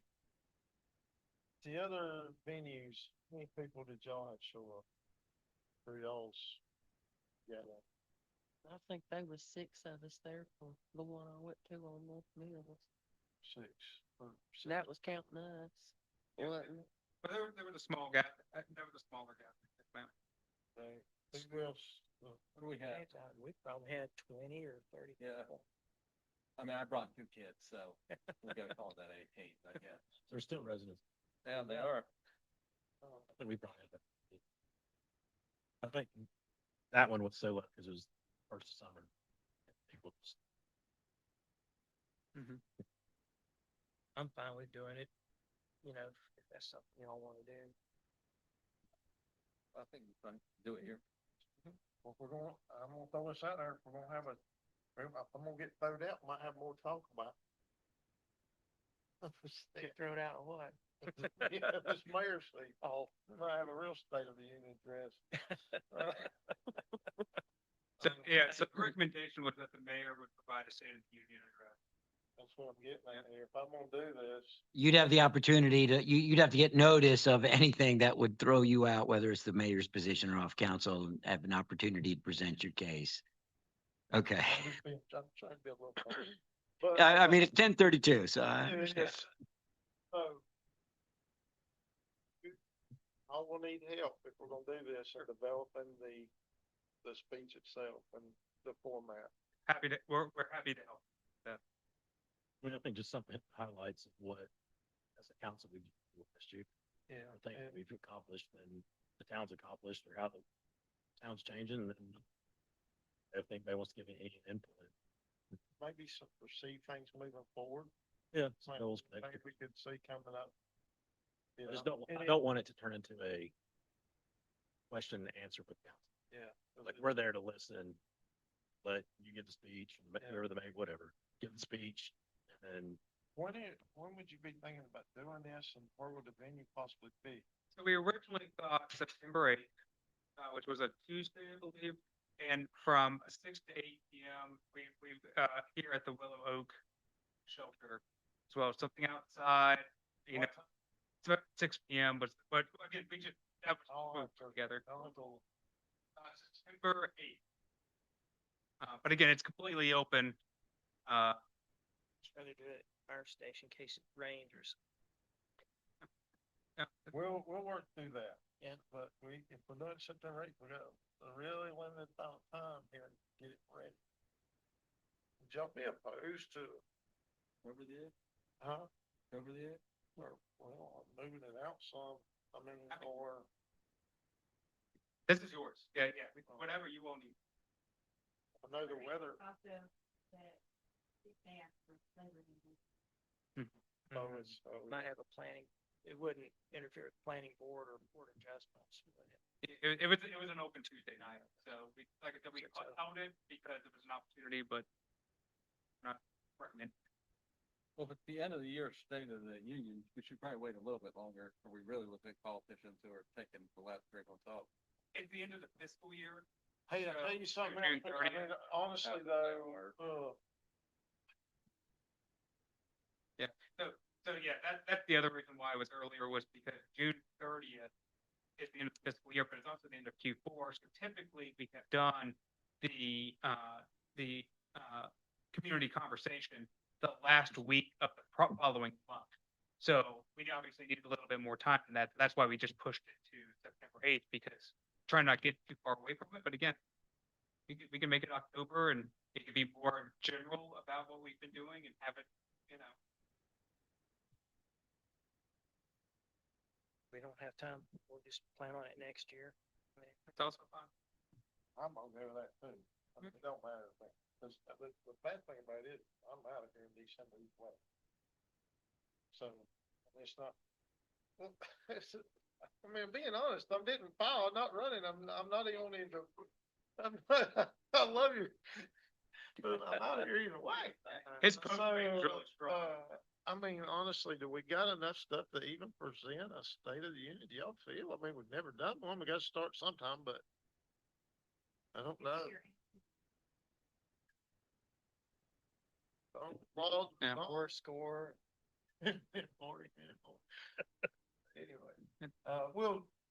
we're just going to get back to you on this sample. Fair enough, it's late. Yeah, we won't. We gotta get back to. I don't think it's gonna be the September 8th. Yeah, we will not book anything or hold off, and if the council wishes to discuss it, future meeting or have people, we can, just let me know. Okay, sounds good. Any, future agenda items, any potential future agenda? I got a question. Do we have anything scheduled for September 22nd? We'll jump on our phones. I requested that day off at work and I don't know why.